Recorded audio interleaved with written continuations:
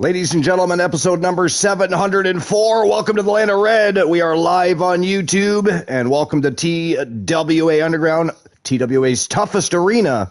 Brings you 3 championship matches and a 9-match card as we continue the road to the next big SPV for TWA. TWA Underground Kingdom. It is right around the corner, and man, is it going to be a slobber knocker of an event. It will be an epic thrill ride. But we've got 9 matches today, 3 championships on the line. It is going to be a fire card before we get to any of the matches. However, we do have some stuff to talk about. There's some things going on. We had NXT Stand and Deliver last night. We had some hockey on last night. We've got FA Cup to talk about. There were games on today, games on yesterday. And, of course, we've got Hardcore Country Luke, the co-host of the most. At my right hand and at my left hand is Moonraider 25. Of course, they probably have things to discuss regarding the FA Cup. Both Team Chelsea and Team Arsenal played, so we're going to get to the bottom of things right away as far as the FA Cup goes. So we know yesterday Team Chelsea played. They had actually a tremendous game against Port Vale. They won 7-0, Moon. 7-0. We also know that Team Arsenal played yesterday. And boy, Luke, were we wrong about that game. We had the score right. We did have the score right. We got that at least right. But we had the wrong team getting the 2-1 score by the final of the game. Tell me, what do you think went wrong with that game? Like, what do you think? What's the mistakes they made during that game? Like, why did it end up 2-1 in favor of Southampton?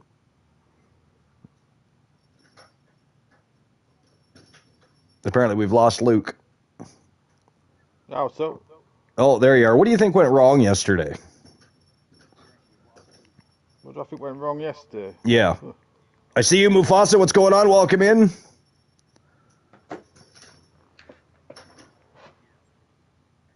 But yeah, what do you think went wrong? Where do you think the management team, not the team, not the players, but the management team, where do you think they went wrong in the FA Cup with that loss to Southampton? It's just everything, just the team selection. And of course, I'm just going to throw it out there too. Good enough. No, it wasn't. I think that team has got. You can say wrong team selection. I said wrong team selection, though, but that team's good enough to beat Southampton. Well, you would have thought. Here's the thing. Here's the one thing that I'm going to throw out right away is why did they have that goalkeeper in there again? Like, it's the same goalkeeper that failed them just a week or two ago. That's all right. Trusting his players. This is the problem. Arteta always trusting his players. He has his players that he likes, and he'll play. Even though they were unsuccessful the last time they played in a big moment. Well, yeah. I mean, he's got in. Listen, right? You've got a Champions League quarter final, right, on Tuesday. What's more important, the FA Cup or the Champions League? At the Champions League is, I'm not going to lie to you, right? Right, yeah. But the FA Cup is still an amazing fucking trophy. It's still... So you've got... Hang on, you're playing on Saturday, right? This is my point. You're playing just Saturday, you've got the FA Cup game. Why can you not go strong? You've got fucking, like, Sunday, Monday, and then you can rest to fucking... You got a game Tuesday. Welcome in, Adam. Appreciate you stopping by. How you doing? Play a stronger fucking team. Yeah. Well, I mean, I most certainly didn't expect that outcome. I didn't, but they played better than us. Then again, I didn't expect either of the outcomes from those games. I mean, we kind of knew that Man City was probably going to win their game. We knew that Chelsea would probably win their game, but I mean, they slaughtered their opponents. I mean, so Man City won 4-0. Chelsea wins 7-0. It was kind of crazy. But yeah, I was shocked to see that, because I mean, I'm paying attention to highlights and reading a lot of the comments coming in, because there's usually every few minutes they'll release some new information about the game as it goes, and I was just shocked. Like, they just didn't seem in it to win it, if you will. Arsenal didn't prioritize it. Yeah, no. I don't think they did at all. Now, I don't know if that's because they were saving players to go back to Premier League because they still want to make sure that they wrap up the league. Yeah, but if they don't wrap it up, then he has to look at that and it'd be his fucking fault. Well, the way they've been playing, it's a good damn thing they have a 9-point spread right now because it gives them some room to play with. Because there's only, what, 7? Isn't it? There's only 7 games. Look, the only positive is the positive for these last 2 games, the only thing is that they're not being league games, so you haven't lost any points. Yeah. You know what I mean? Yeah. If I'm picking a game to lose, I'm picking a cup game to lose so that we don't lose any points. Yeah. So it's a good thing they're 9 points ahead because, that's 3 games that Arsenal would have to lose in 3 games. Man City would have to win just to tie in points. That likely isn't going to happen. I still see Arsenal winning the league this year. The question is, are they going to put us on the edge of our seats for the rest of the season, or are they going to get back to actually playing football? That's the question. Because I'd like to see them, because they for most of the season they've been playing awesome. Right, they've only had 3 losses all season, and it's a shame to see them go into especially the FA Cup. It's a shame to see them go to the FA Cup and get knocked out of the FA Cup by Southampton of all teams to do it. Of all teams to do it, it was kind of crazy, right? So, but I'm looking forward. So next weekend, or well, I guess this weekend coming. Premier League resumes, and we have 7 games left. Wait a minute, who are they playing next week? Who's their first team they're playing? Is it Bournemouth? It's Bournemouth, isn't it? Do they play Bournemouth? Yeah, Do you know? I think they're playing Bournemouth next week. They're playing Bournemouth next week? Okay. Yeah. So, yeah, I'm looking forward to Premier League resuming. How you doing, Adam? How you doing? Mufasa says, did you remove your message? What message? Oh, yeah, that's weird. Message retracted. We've had that happen in the chat before, though. Now, maybe he did remove his own. I don't know why he would remove. All he said was hello when he came in. So I don't really know why. I don't know what's going on there, actually. We'll have to pay attention to that and make sure nobody else's messages are being retracted. But I don't know, Adam, did you remove your message that said hello for some weird reason? No, I didn't remove it now. Because in the chat room it says message retracted. I don't know if that was by YouTube or by himself. I know it's weird. It was Mufasa that noticed. Yes, because I changed my YouTube name. Oh, okay. You changed your YouTube name. All right, gotcha. And which automatic? Well, he did, I guess. He said, yeah, because right. I changed my YouTube name. So when he did that, it must have retracted the initial message that he had.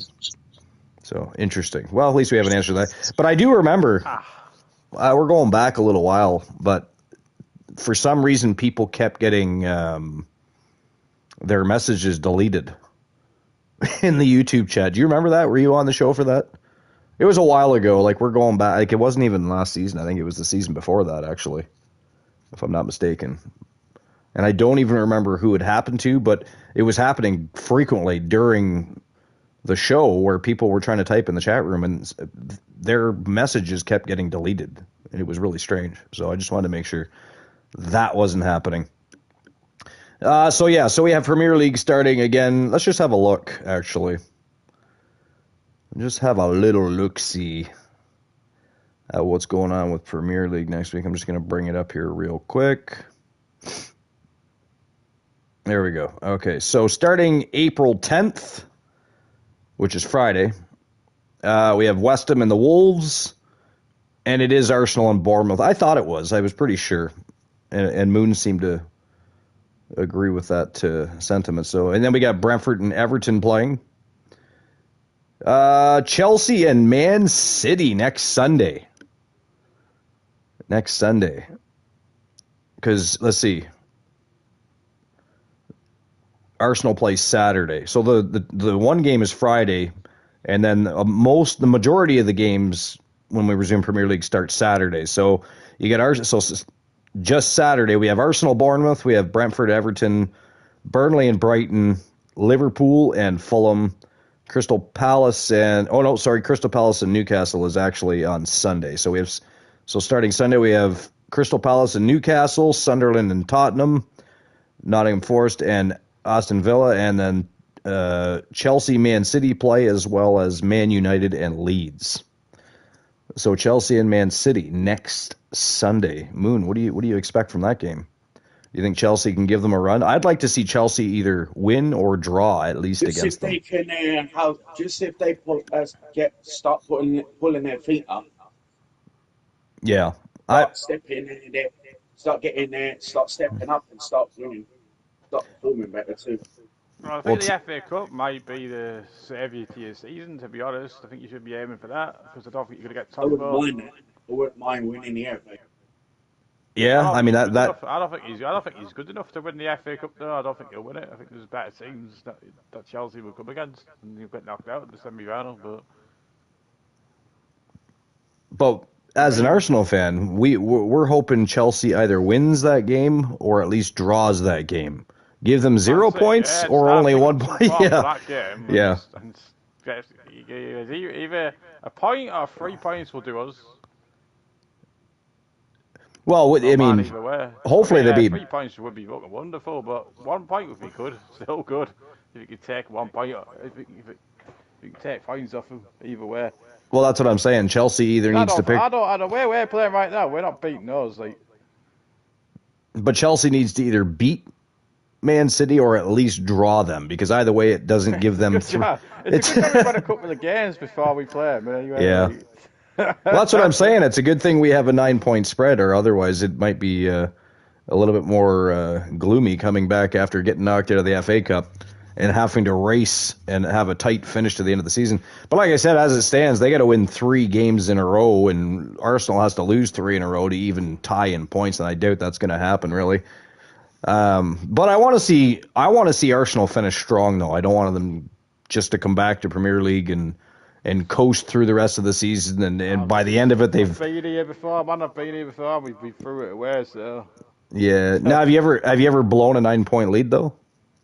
Brought a 8 point lead, because that was a younger team though. That younger squad. The squad Was it? different. Yeah. The team was different. It was different. Okay. Well, we don't want. They weren't meant to be in that position. That's why. Then they blew it. Yeah. They weren't like. It was unexpected. I didn't expect a title challenge at all that season. It was a young team as well. We certainly don't want that happening.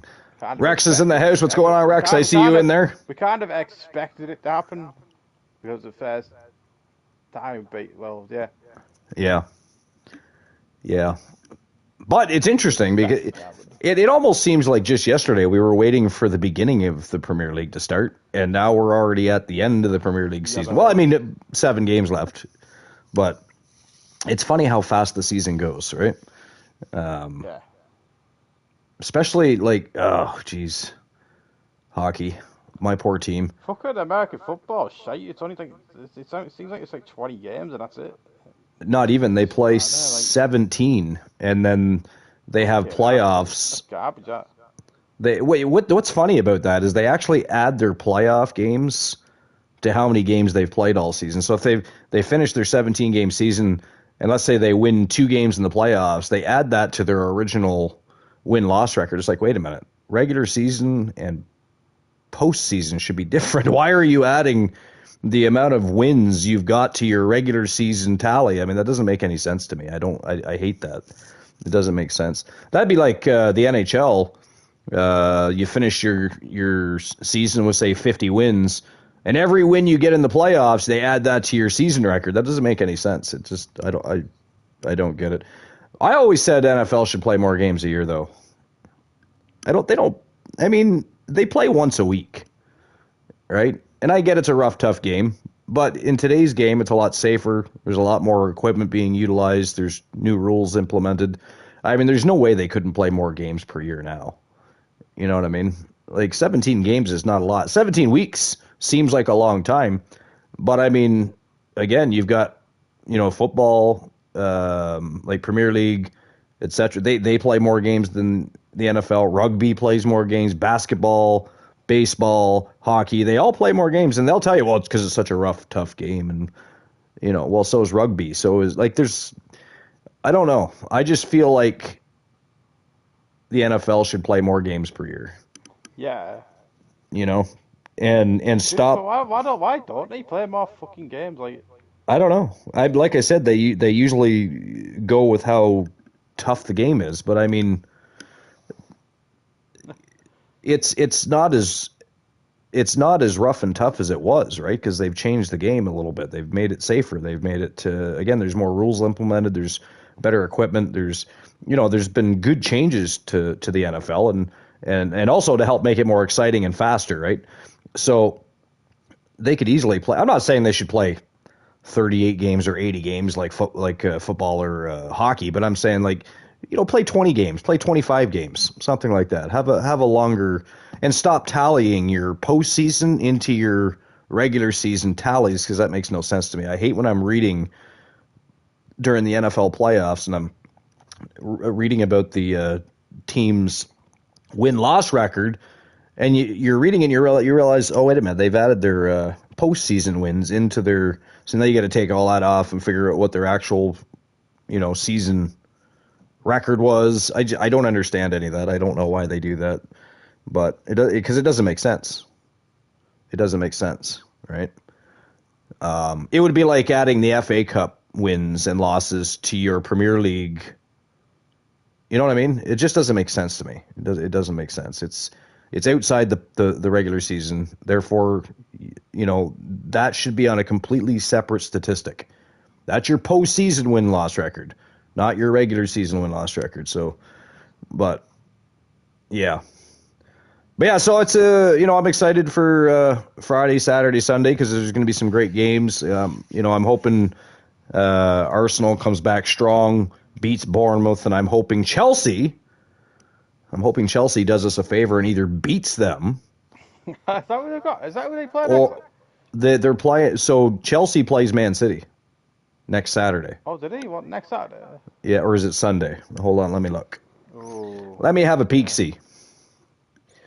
Because now I forget. Why did it change? Didn't even press anything. Anyways. Let's see. Where did it go? Chelsea. So sorry, they play Sunday, not Saturday. But still, so Arsenal plays Bournemouth Saturday, and Chelsea plays Man City on Sunday. Chelsea plays Man United the week after. Let's just have a look at that, actually. Remember they said there's a new IWGP champion? Oh, that's right. New IWGP champion. If anybody doesn't know what the IWGP champion is, that's that's we're dealing with New Japan Pro Wrestling here. But Moonrader, you were talking about a new IWPG. Blah, blah, blah, blah, blah. Let's try that again. IWGP champion. So, did you watch the match, or is it something you came across in wrestling news and rumors, or where did Moonrader go? He was just here, literally. I don't know. Like, he's the one who wanted to talk about it as well. He fucking teleports, I'm telling you. He's there 1 second, gone the next. So we're going to have to badger him about that when he finally gets back to the broadcast booth. But, apparently there's a new... I mean, we could look it up, but why should we do that when he supposedly already has the information? We'll just wait for him. But, apparently a new IWGP champion. So as soon as Moonrader is, back in the... well, I don't know what he's doing. I shouldn't say back because we don't know what he's doing. He could be here just ignoring us. He could be on mute. There's all kinds of things. So when he's back on the broadcast booth, anyways, we're going to talk to him a little bit about that. We got lots of things to talk about, though. We had some hockey on last night. Of course, I believe Detroit and LA both played yesterday. As well. Yeah. I think last I checked, I think Detroit was winning too. I don't know how that turned. We had to end it off when it was 3-1. And ended up 3-1. Okay, because at one point it was 1-0 Detroit. I knew that. So they ended up the game, and it was 1-0, then it was 2-1, it was 2-1, then it was 3-1, like 15 minutes or something. Jeez, yeah. Pathetic, man. Well, look at the Toronto Maple Leafs game they just played. They were winning 3-1 and ended up losing 7-6. Being playoff for TWAs, we bottled it. Yeah, 7-6. We bottled it, man. How do you go from winning 3-1 to losing 7-6? But I mean, that just shows you the quality of defense and goaltending on the Toronto Maple Leafs. You know, I really hope they send Austin Matthews to a different team, because they could trade him. I don't even know if they can trade him, not without his permission anyways. But what they need to do is get rid of Austin Matthews and bring in. You could probably get 2 or 3 great prospects for him, right? But stop focusing so heavily on goal scoring prospect, because I mean, we already know the Toronto Maple Leafs have no problem scoring goals. The problem they have is keeping the damn pucks out of the net. They have a problem with that. They've had a problem with that for years, and they don't ever seem to fucking address that. They need to address that. But yeah, so yeah, lots to talk about, including again NXT Stand and Deliver was last night, so we'll discuss that. Luke's already seen it. I haven't seen it yet, but we're going to talk about it anyways. But we may as well get the show on the go. We got 3 championship matches today, a 9-match card. We're on the road to TWA's next big SPV, which is, of course, TWA's Underground Empire, which is, of course, an underground-only stream per view, and it's going to be one hell of a thrill ride. So I'm quite looking forward to that. That's a few weeks away. So the road we have lots of time to add fuel to that fiery road. But we're going to start today. We've got some great matches. As you can see, AJ Styles going to be main eventing today as he takes on Mufasa from Team Mufasa HCC for the TWA Underground Submission Championship. And that's just scratching the surface. It's going to be a great card. Why do you see the card? It's fantastic. We got some underground matches, some Extreme Rules matches, lockdown matches. It's going to be a great afternoon. But let's get the ball rolling, get turning and burning. Starting with the first match of the day, we got Emily England from Team Boss Apollo. She is a newcomer. She is 1-0, and she's taking on Lash Legend here at TWA's toughest arena in an underground match. So let's get things rocking and rolling right now with that first match of the day. Our tone setter, if you will, the tone setter is one of the most important matches of any event, in my opinion, because, again, we call it the tone setter. Why? Because it sets the tone for the rest of the show.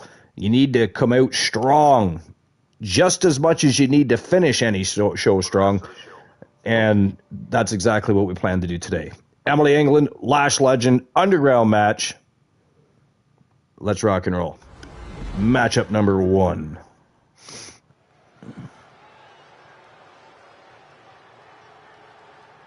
But anyways, seeing how we're already talking about hockey, before we get to Stand and Deliver, we may as well have a look at exactly what happened yesterday in the NHL. It was Saturday yesterday, so we all know it's a big game day for the NHL. 2 things I can get out right off the bat. Toronto Maple Leafs officially eliminated from the playoffs, as are the back-to-back Stanley Cup champions. Florida Panthers are officially out of the playoffs. Isn't that crazy? Because you had... I don't know if they are no, they might be at this point, yeah. That could very well be. Yeah, they could very well be. We'll have to check on that here in just a bit. But we had some great games on yesterday. Couple great games on Friday. The Flyers and the Islanders. Flyers beat the Islanders 4-1. And then the St. Louis Blues beat the Anaheim Ducks 6-2. But yesterday, we had the New York Rangers playing the Detroit Red Wings. And that game actually started out 1-0 for Detroit.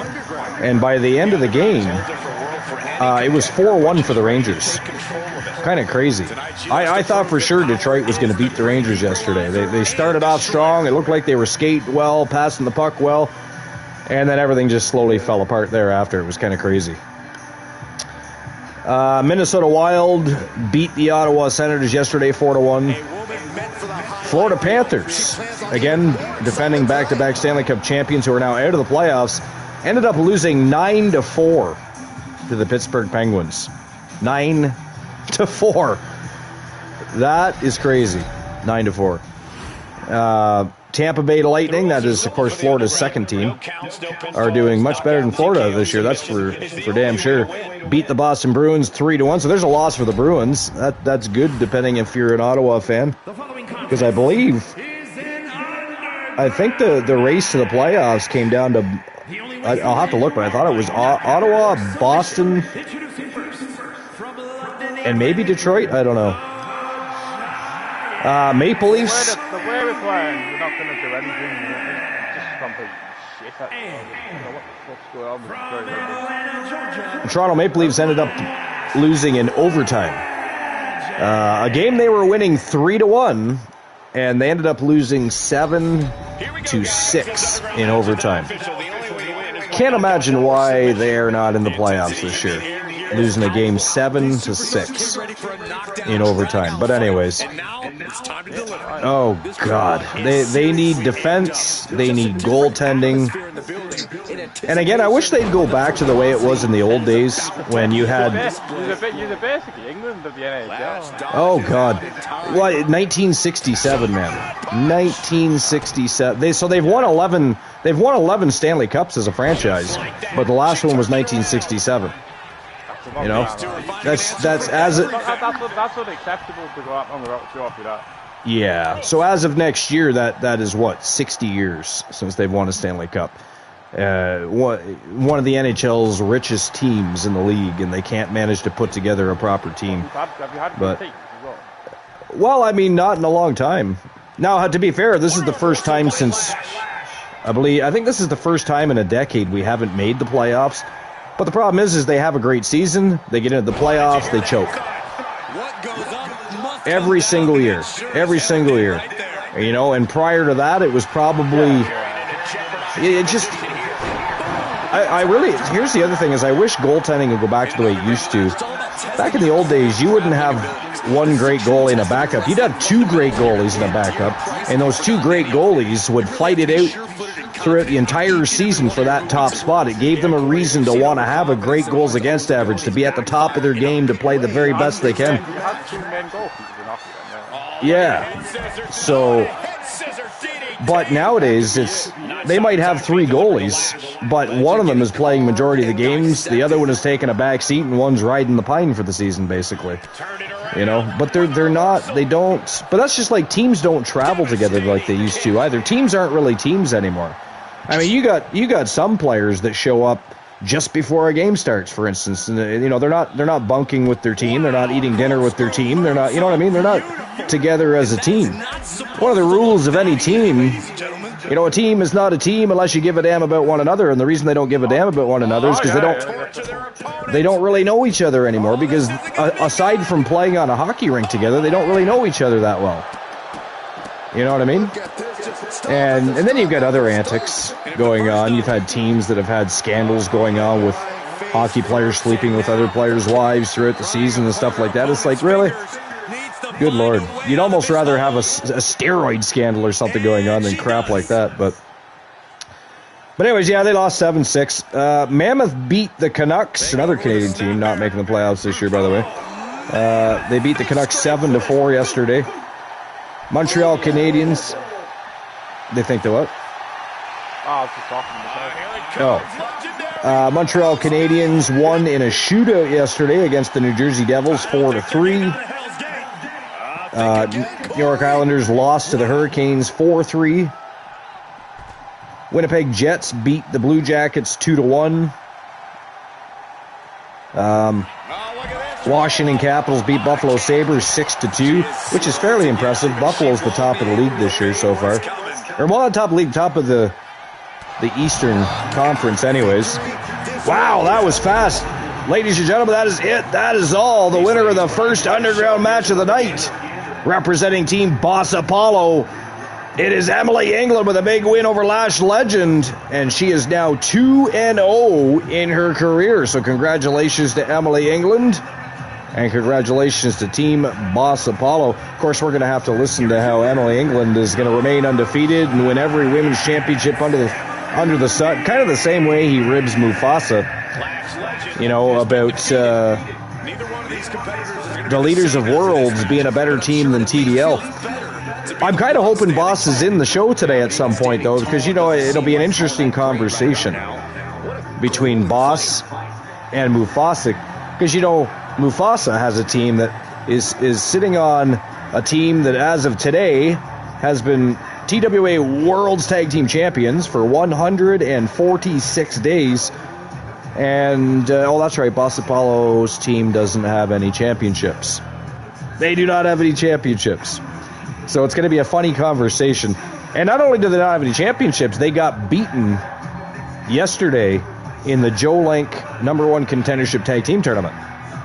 They got beat in the quarterfinals. So, I don't know. It's going to be a fun conversation when Mufasa gets to talk to Boss Apollo. But anyways, congratulations to Boss Apollo and Emily England.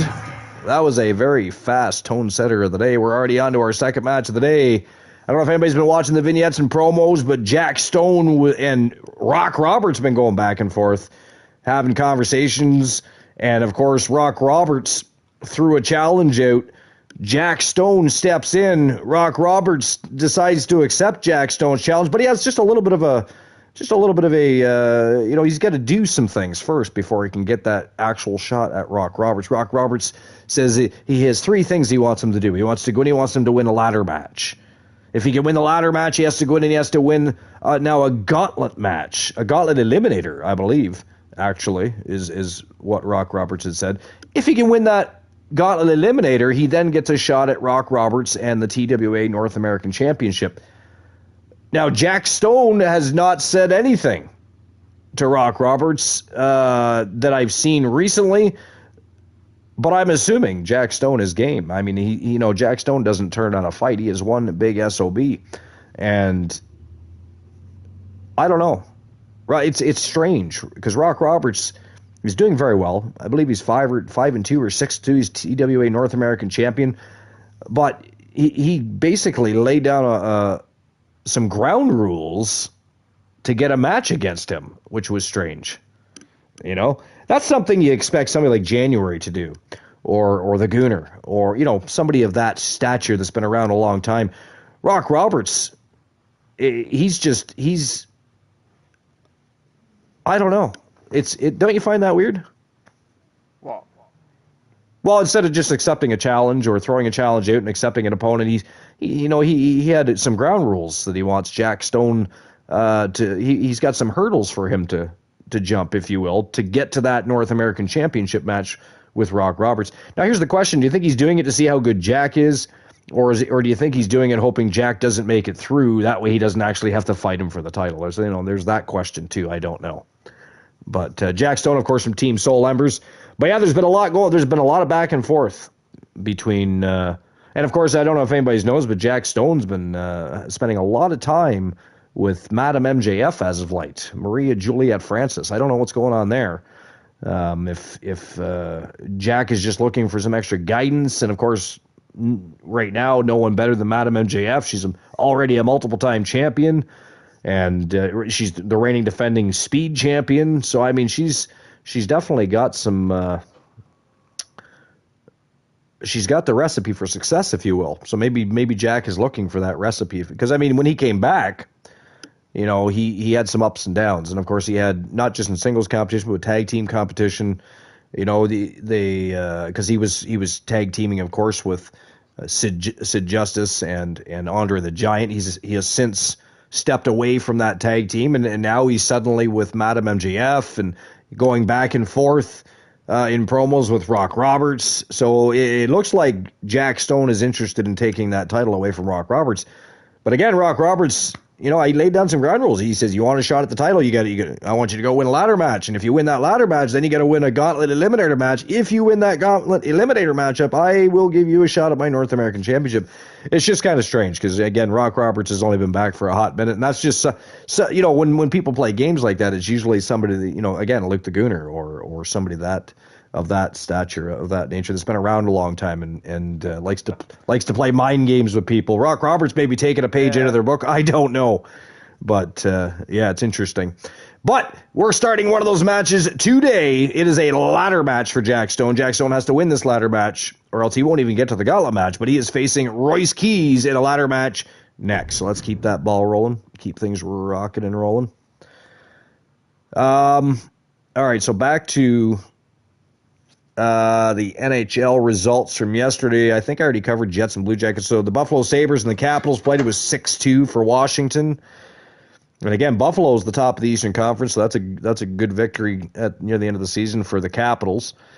Calgary Flames beat the Anaheim Ducks 5-3. Vegas Golden Knights beat the Edmonton Oilers 5-1. Damn, not one. The only Canadian team that won yesterday, I guess, was Montreal. That is ghastly. But anyways, 5-1 victory for the Knights over the Oilers. Blackhawks and the Oilers. At least they're in the playoffs because they were the team that played right against the Florida Panthers last year for the Stanley Cup, and the Florida won their back-to-back cup. But at least the Oilers made it. Toronto made it to the semifinals last year. They didn't even make the playoffs this year. So, it's crazy. Wait a minute. Is Ottawa in the playoffs? I'll have to look at that in a minute. I can't remember if Ottawa's in jeopardy of being put out of the playoffs or if they're already in the playoffs. We'll have a look at that in a few moments. Blackhawks over the Kraken 4-2, and the final game from yesterday was the Nashville Predators and San Jose Sharks. That game ended up 6-3. We also had some games on today, and there's some games on tonight. Earlier today, the Red Wings lost to the Wild 5-4. Right now, they're in the second period, but the Florida Panthers are losing to the Pittsburgh Penguins 4-1. So this back-to-back fucking wins for Pittsburgh, and they're not holding back because yesterday they won 9-4. Today they're winning 4-1. Also in the second period, Boston Bruins and Philadelphia Flyers. The Flyers are up 1-0. And then later today, we've got the Hurricanes and the Senators, Capitals and the Rangers, the Devils and the Canadiens, and the Blues and the Avalanche. Avalanche are or were, I'd have to look, but are or were the top of the league with, I believe, something like 108 points. Let's have a look at that. And we'll get this match underway, too. Here we go. It is Royce Keys and Jack Stone in a ladder match to try and get Jack Stone a little bit closer to Rock Roberts' North American Championship. My question is, what if Royce Keys wins? Does he get that same opportunity, or is this only for Jack? I mean, I know the ground rules were laid for Jack, but I mean, if you're Royce Keys, let's say you come in and beat Jack Stone, and he had that stipulation where, if he wins this match, he can go on to a gauntlet eliminator to try and face Rock Roberts for that North American Championship. Does Royce Keys get that same opportunity, or is this just a Jack Stone? We're gonna, we got questions for Rock Roberts, I think, because I think it's only fair that if Royce somehow beats Jack Stone, I think Royce Keys should get that same opportunity, don't you? I think that's just my opinion, but here we go, ladder match. Let's go. Jack Stone is a big dude to be climbing a ladder too. I feel like he's at a disadvantage here, and that's probably where Rock Roberts was coming from. Because big men don't climb ladders very quick, do they? I mean, to be fair, Royce Keys is no small man himself, but... All right, so... just going to have a look at the standings. Yeah, the Avalanche won a game, so they're actually at 110 points right now. 110 points. That's crazy. So they've scored 285 goals in 75 games so far. They've only allowed 193. They've only allowed 193. That's insane. I'm just looking to see if that's the most goals in the league this year. I'm going to guess that it is, but...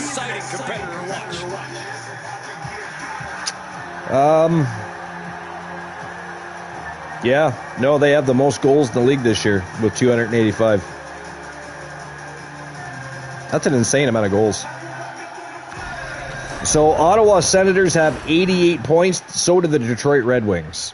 Here we go, guys. Now let's just have a look. Today's April 5th. Let's have a look. If the playoffs were to start today,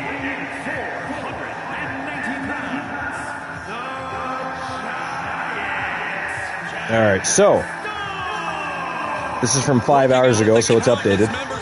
Well, with exception of any games that have been played today. If the playoffs start today, it looks like Detroit is out and Ottawa is in. Even though they have the same amount of points, that's going to be something to do with their record that is better than Detroit's, is what that is. So if the playoffs started today, you got Edmonton versus the Mammoth, the Ducks versus the Golden Knights, Avalanche and Predators, Stars and Wild, Tampa Bay Lightning versus the Boston Bruins, Montreal Canadiens versus the Buffalo Sabres, Carolina Hurricanes versus the Ottawa Senators, and the Pittsburgh Penguins versus the New York Islanders. And I got to tell you, Pittsburgh is really coming on strong in the back half of the season, and now we're nearing the end of the season. It'd be something if Pittsburgh made a run for the Cup this year, because that'd be great for Sidney Crosby, to be fair. That'd be great for Sid.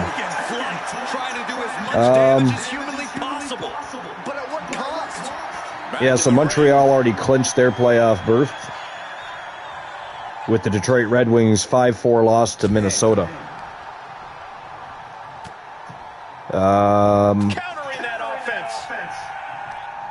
Carolina Hurricanes will clinch the Metropolitan Division title if they get at least 1 point against the Senators.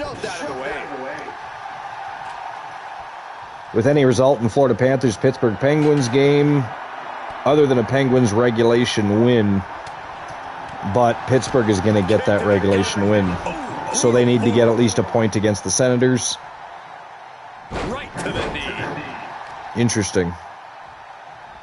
Putting their full weight on the arm. But yeah, so that's how the playoffs look if they started today, but there's still 5 games left of the season. Some teams have 6. How do you come out of a ladder match relatively unscathed? That's because of staggered games, that's why. The physical damage is going to come whether you're the one grabbing the prize or not. But yeah, so interesting landscape as far as the NHL goes. Moon, are you back yet? Yeah, I'm back. Okay, so we don't know where you went, where you disappeared to, what starship you beamed aboard to transport somewhere, a different location, but we were wondering. You were telling us that you had seen that there was a new IWGP champion. Now, did you watch a match, or did you see that? The match. I've seen it on now a little while ago. Alan Newman, part of the United Empire, defeated Yota Tsuji, who has been the IWGP Heavyweight Champion since January the 4th. Okay. Which was when he which was when Yota Tsuji beaten Ibushi Takeshita to become the new IWGP Heavyweight Champion. And he was he was also within as soon as he won the title back on January 4th of this year, and also just, I think, ran about today or a couple of days ago, I think it was, he basically was double champion, because he's also the global champion as well, over in IWGP Global Heavyweight Champion, whatever title that is specifically called. So he lost the title to Callum Newman. Oh, look at that, I'm Elijah Archer today. Fuck yeah. Sorry, go ahead. So he lost the title to Callum Newman. He did. Okay. What were some of the other matches on that card? I don't even know. I need to watch the other matches. Can you look it up? Because there had to have been more than just the IWGP match.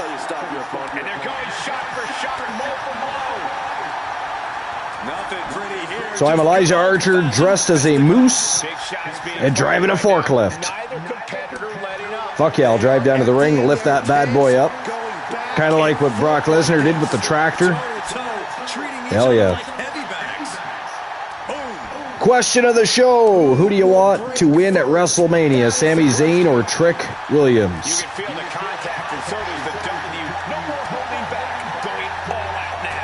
I mean, for me, it's Trick Williams. Luke, what about you? Trick or Zayn? Driven through the ground. Yeah.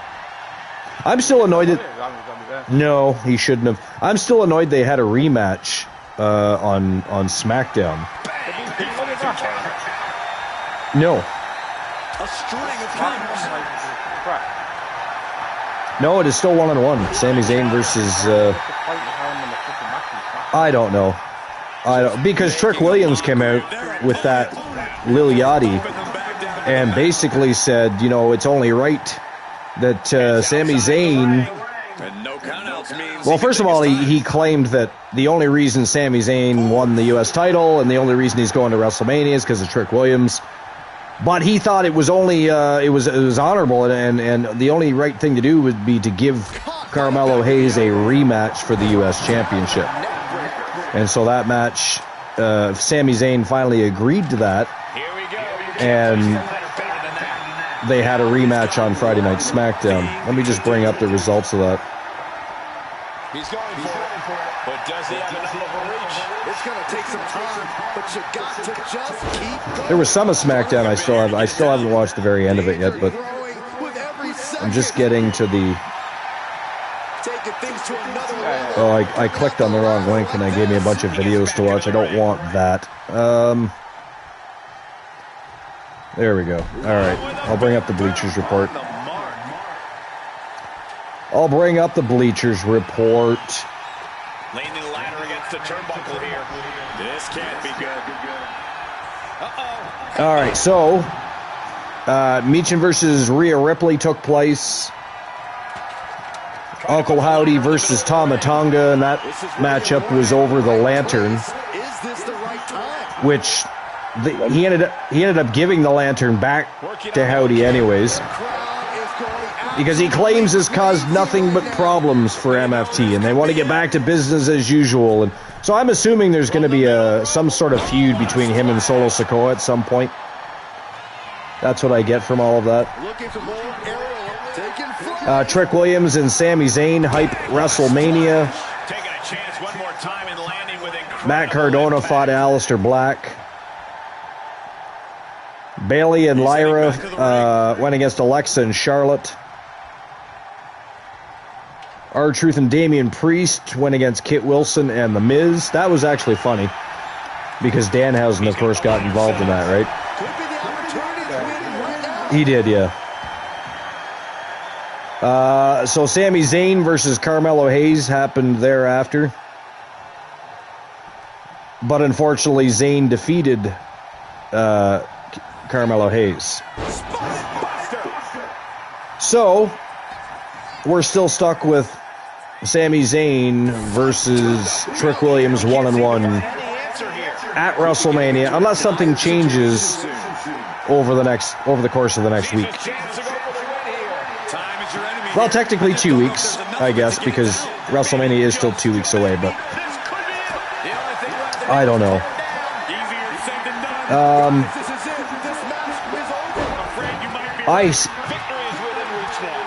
I really hate the fact that Sami Zayn even took that title off Carmelo.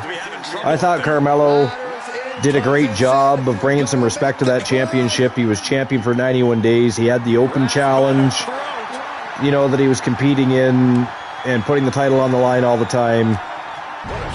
And Sami Zayn's already had his time with that championship. He's already, you know what I mean? And I just don't understand. So apparently, we've talked about this already, but apparently people in management thought it was too soon to have Trick Williams versus Carmelo Hayes at WrestleMania,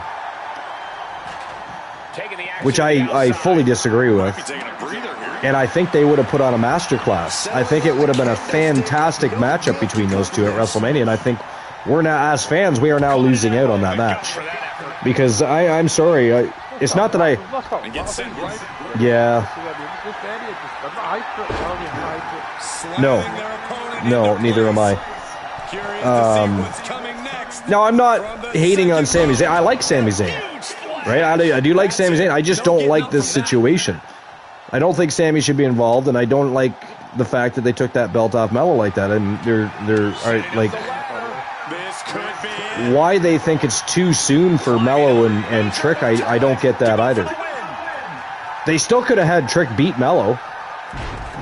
You know, they could have had interference run. They could have. There's several different things they could have done if they really wanted to put the belt on Trick. And not only would we get a great match out of them, it would be a continuation of a feud because Melo wants that belt back, type of thing, right?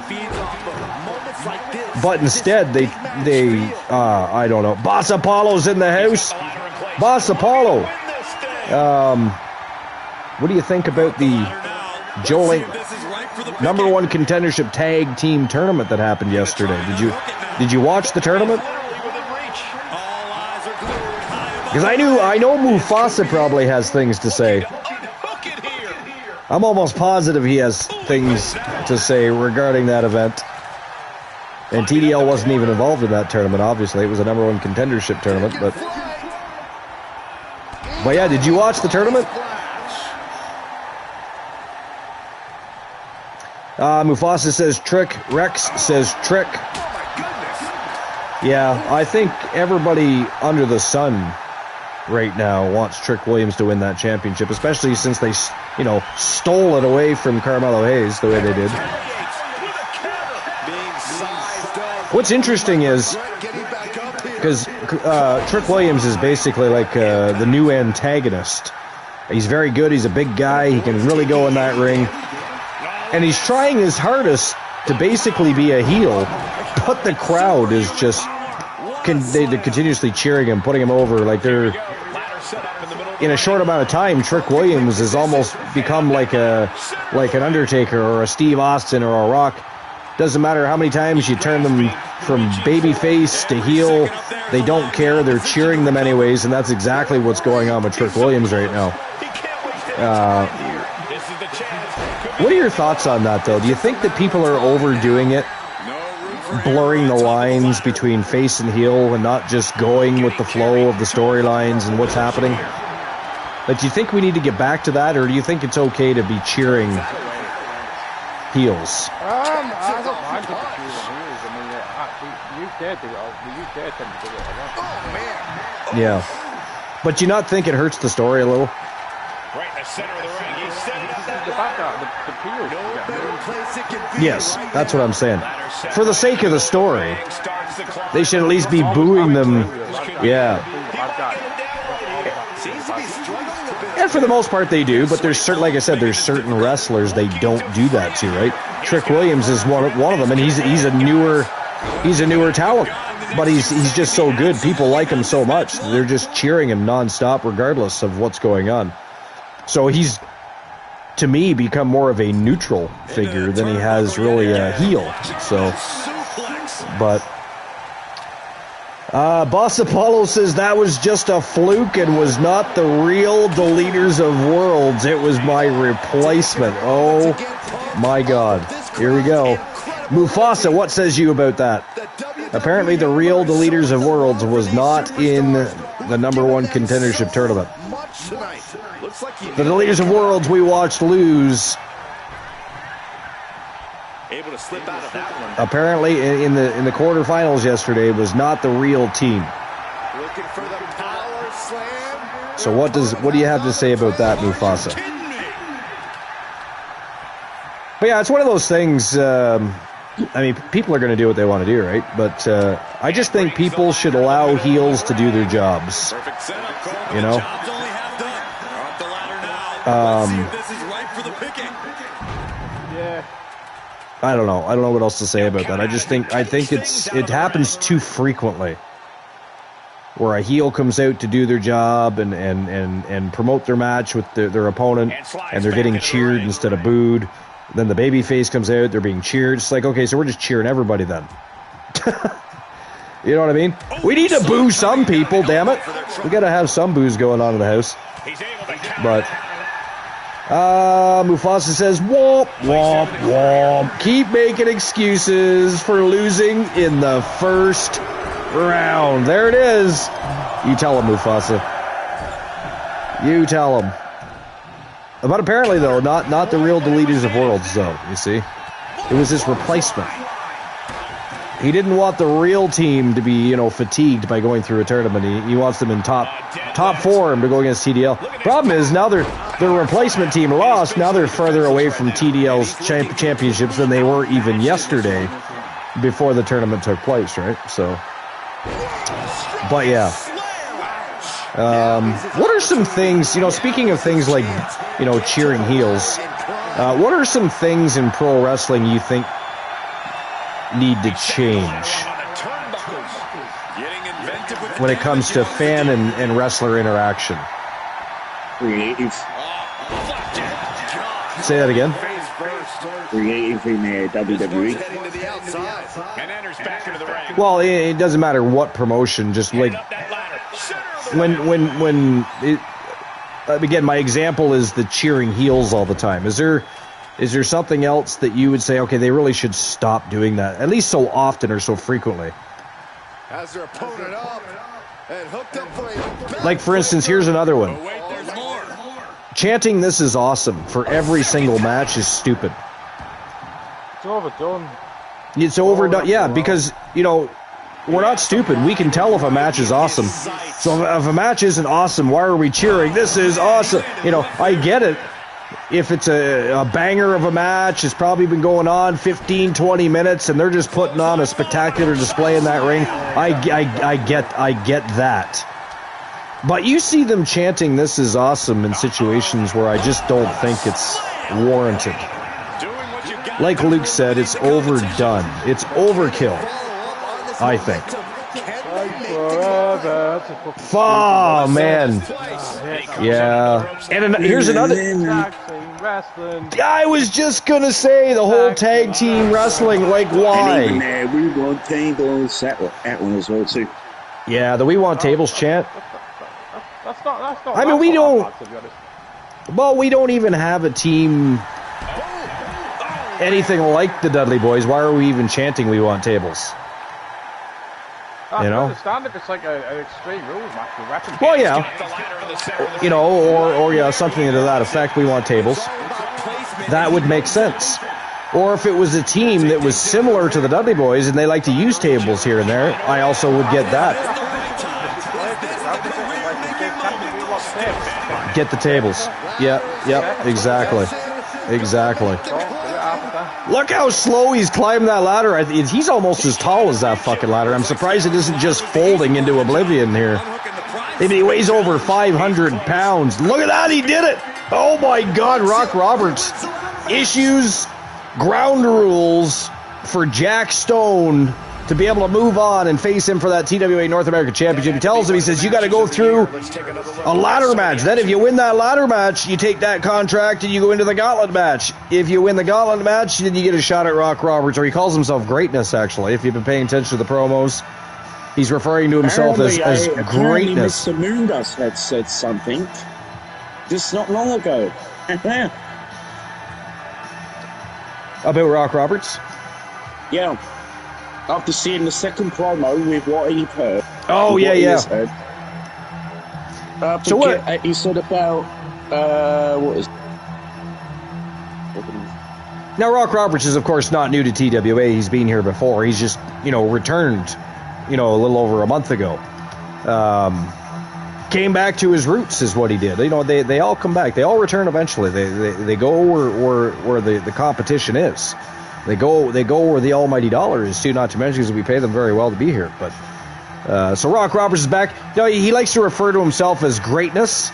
I can see that rubbing some people the wrong way. Other people are probably like, oh, that's kind of cool. He's not calling himself the Great One. He's not calling himself, it's different. But what do you think about him referring to himself as Greatness?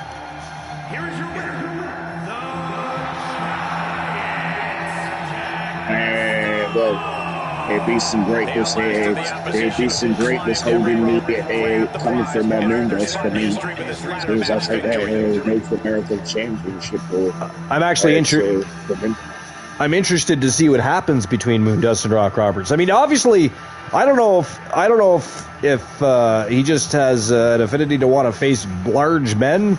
But yeah, I'm surprised he didn't choose Moondust over Jack Stone.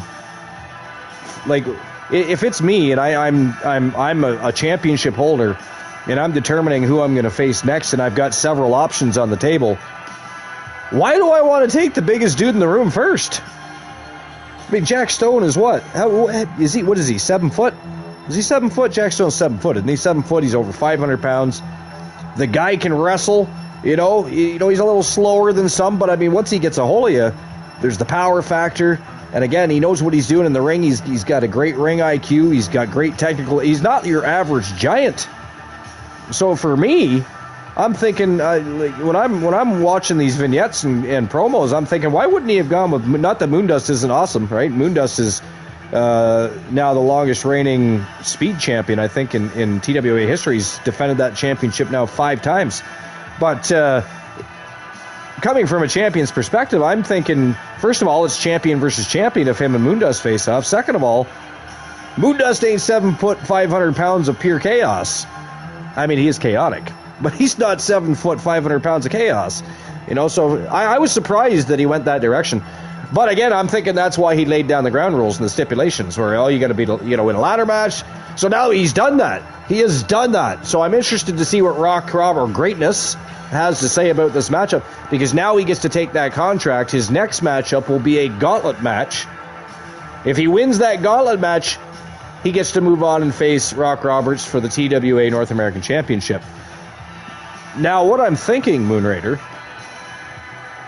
since personally, again, I'd like to see I want to see more from Moondust and Rock Roberts as well. No, because nobody else is stepping up to the plate. Jack Stone and so far Moondust, the only real people to step up to the plate against Rock Roberts. So I'm interested to see what happens between those two. So if Jack Stone doesn't actually make it, if he's not unable to complete his agenda and face Rock Roberts for that North American Championship, I would love to see champion versus champion. I'd like to see Moondust versus Rock Roberts. Do you think Moondust to be down for that?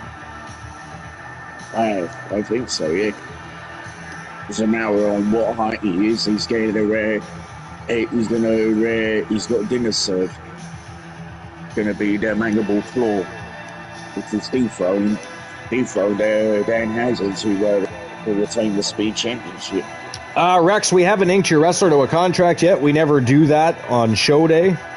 And we never debut people on a live show. Why? That's not true. It has happened, but it's usually because they're re-debuting. We don't normally debut new superstars on a live show. Too much pressure. We want to see what they're capable of. We want to see what they're made of. We send them to that Stars and Legends house show matchups first.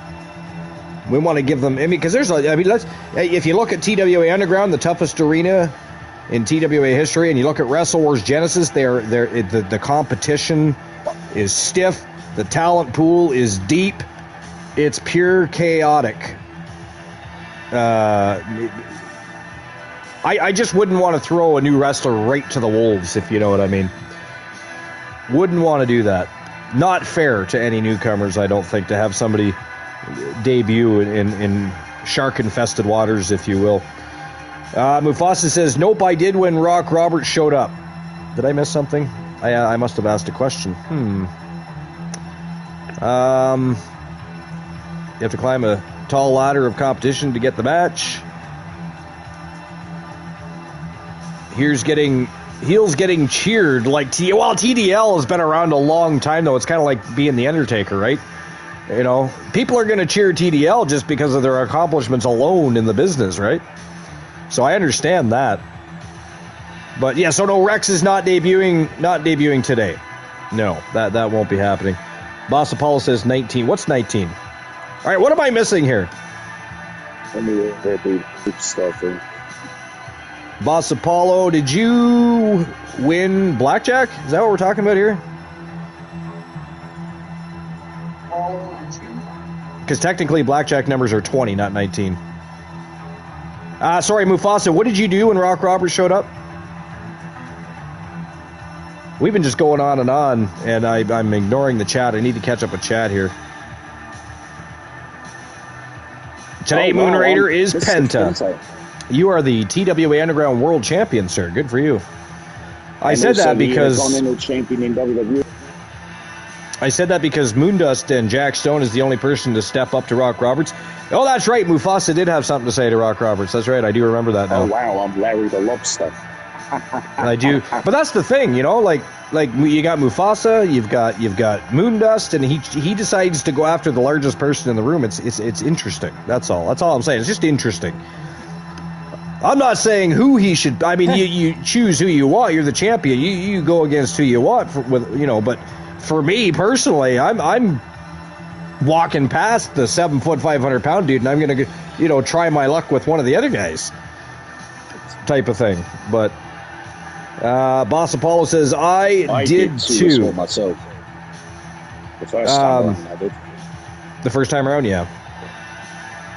Boss Apollo says, I got the highest. Yeah, but I mean, that doesn't matter, boss. You get that's like walking into a casino and say, well, I came close to beating the house, so just give me the money. How dare you, sir? How dare you? That's not how it works. All right, let's move on to the next match. So up next it is Zara Taylor representing Team Joe Link taking on BFAB. And by the way, what does everybody think of the newfound team of Jade Cargill, Meechin, and BFAB? It's a the takeover. They're called. That's their name. I like it. Actually like Miriam and BFAB. So here's the thing: like, if you go back about a year, they actually teased that they might be a group. Then they suddenly started having problems with one another, and it looked more like they were going to be foes instead of allies. And now here we are, almost a full year later, and they're actually a group again. And again, they're the name they've been given thus far, anyways, is the Takeover. That's their name. But yeah, I think they'll make a good team. I do, because I like all three of them, and I think they will accomplish more together than they would individually. Because let's face it, Meechin's always left to locker room segments and silly matches or matches she's never going to win. I think Jade Cargill did need people with her. It's kind of like I'm not saying she's not as boring as Charlotte Flair necessarily, but I think to avoid that being a thing, because it could, to my, like, I've never seen Jade overactive on the microphone. She's never been in any real long-term storylines. So I think having a group will make that transition easier for her, I think. And I think they made the right decision there, putting people with Jade Cargill. And here's the thing, and this might be an unpopular opinion, but I want to see Jade retain the title at WrestleMania. I don't think she should lose it. And I think that they need to bring back Bianca Belair and continue that feud. Whether or not Rhea Ripley's still involved after that's going to depend what happens at WrestleMania. I don't care. But they need to continue that feud that started how many months ago now? How long has Bianca been gone? Been a while, right? It's been a hot minute. So she's probably due to come back because she had something really wrong with her finger, I guess, has kept her out of action. I don't know why that's kept her off television. I don't know why it's kept her off TV or being there for her fans, and I don't get any of that. It's a finger issue. If it's a medical issue and they can't put her in the ring, okay, but they could have kept her active. They could have kept her in the storyline. They could have. So, anyways, I don't know what everybody else thinks, but I want to see Jade retain at WrestleMania. That's what I want to see. But yeah, I had to bring up the BFAB and Meechin thing because I actually like it. It's a situation where I actually like a team they've just suddenly thrown. Well, not suddenly. Again, they did tease it before, but it's. Does it make sense though? Like, were you listening to anything I said? You were not. You were. Does it make sense? Because they just randomly throw it together. Like, did they? Did they? And again, I'm going to ask again. Were you paying attention to anything I said? The answer is no, you were not. And I'm not repeating myself. So we're gonna move on. Well, if you were listening to what I said, you would know why that team is together. So you either just heard what I said that went in one ear and out the other. I don't listen to what you said. You never listen to what I say. You never listen. As you. What did you say? You know what it is? You know what it is? Oh no, I'm not repeating my. You know what it is? It's because you're fucking British. That's what it is. You think you don't have to listen to other people. You're in control of your own situation. Whatever Archer says doesn't matter. I'm just gonna ask him crazy questions when he's done talking. But no, I was saying that they teased about a year ago BFAB, Meechin, and Jade Cargill getting together as a group, and then. For whatever reason, they changed their mind at the time, and they basically became more foes than allies, started having issues backstage. And now here we are almost a full year later, and suddenly they're a group again. But, at least they were consistent and kept that group together, didn't add anybody strange to it, so there's that. But I like it. I think Jade needed people with her. I think because again, like Charlotte, we've been talking about how specifically Luke and I,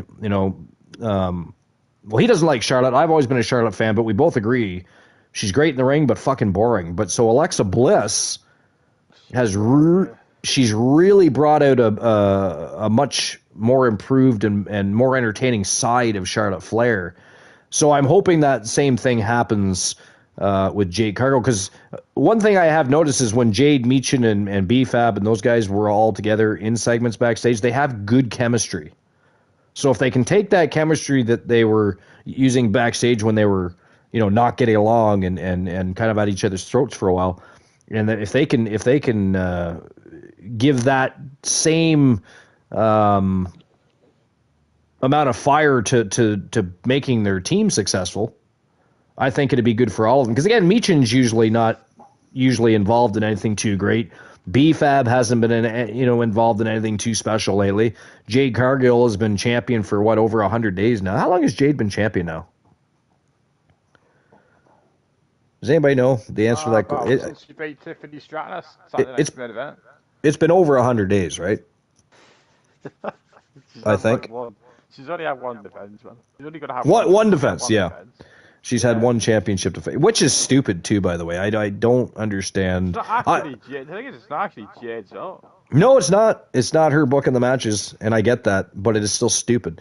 I mean, there's so many people she could have been wrestling on SmackDown and giving title opportunities to, or at least, having a situation where, we'll get in the ring. If you beat me, I'll give you a shot at the championship.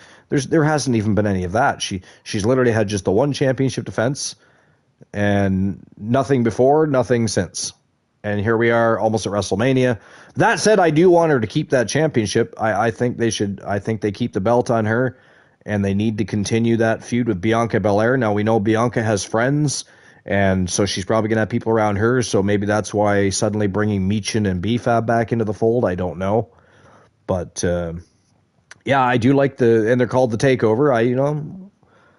I kind of like it. And again, I'm hoping it does the same thing for Jade, and specifically me, because B-Fab's never really had too much of a problem. I think she's pretty good, and she's always been fairly good on the microphone, and she doesn't seem to have too much issue with charisma or you know what I mean? So B-Fab, I think, is even though she's not the champion and she's not the main player in the group, I think she's more of the seasoned person in that group. You know what I mean? But I'm hoping the situation does the same thing for Meechin and Jade as putting Alexa with Charlotte did. You know what I mean? Make it more interesting, more entertaining. And but I want to see Bianca and Jade continue their story. They need to continue that story. So, and she's got to be coming back soon. She has to be coming back soon. But here we go. Third match of the day, Zara Taylor, B-Fab, underground match. Let's go. I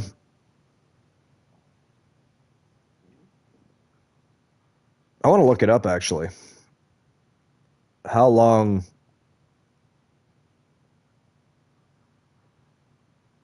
Bianca Belair has been out of action. Because I still don't understand. Because I'm pretty sure that's what they're saying. It's due to a finger issue of some sort, something going on with her finger.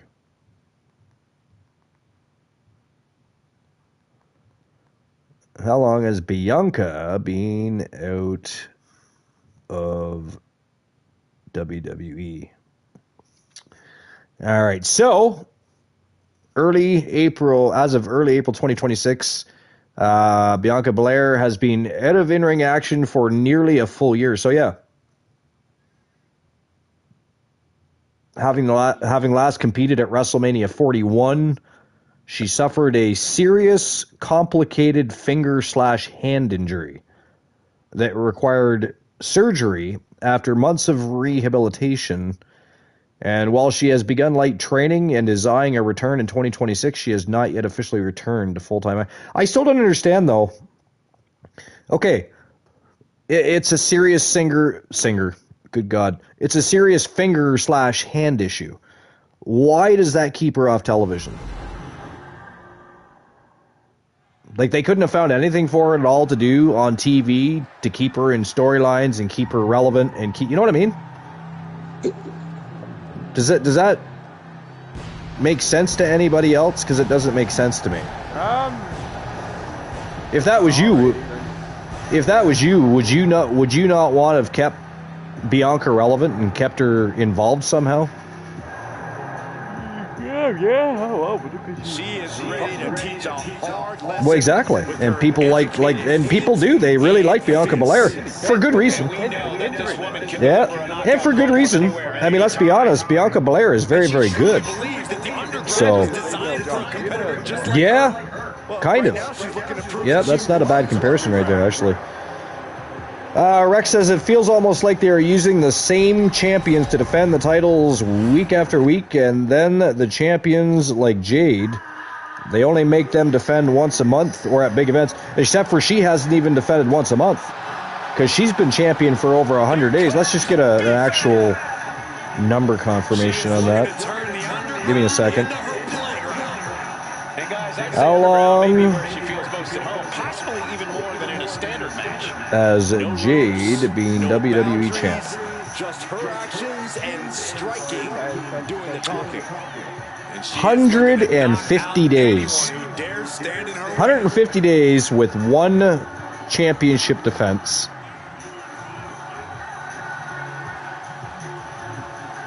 Well, she has had a few televised defense. She has? It says she's had a few televised defenses. Defenses is plural. Did I miss some defenses? I only remember one. The only way to win is by knockout, TKO, or submission. A unique fight here. So it's actually 155 days.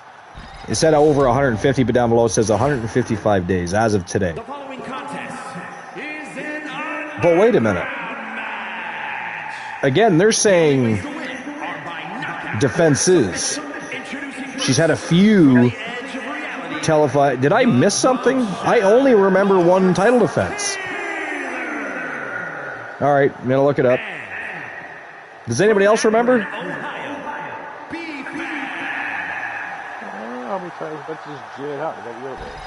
Apparently she's had a few. I only remember one. And it's going to be a battle. There is an electricity that runs through here that Let's have a look. best and most animalistic side in fighters.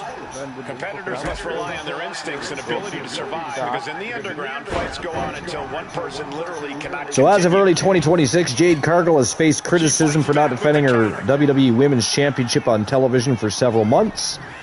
Following her win over Tiffany Stratton on November 1st, 2025, while she has had limited, if any, televised defenses during this period, a title defense against Jordynne Grace was scheduled for SmackDown in February.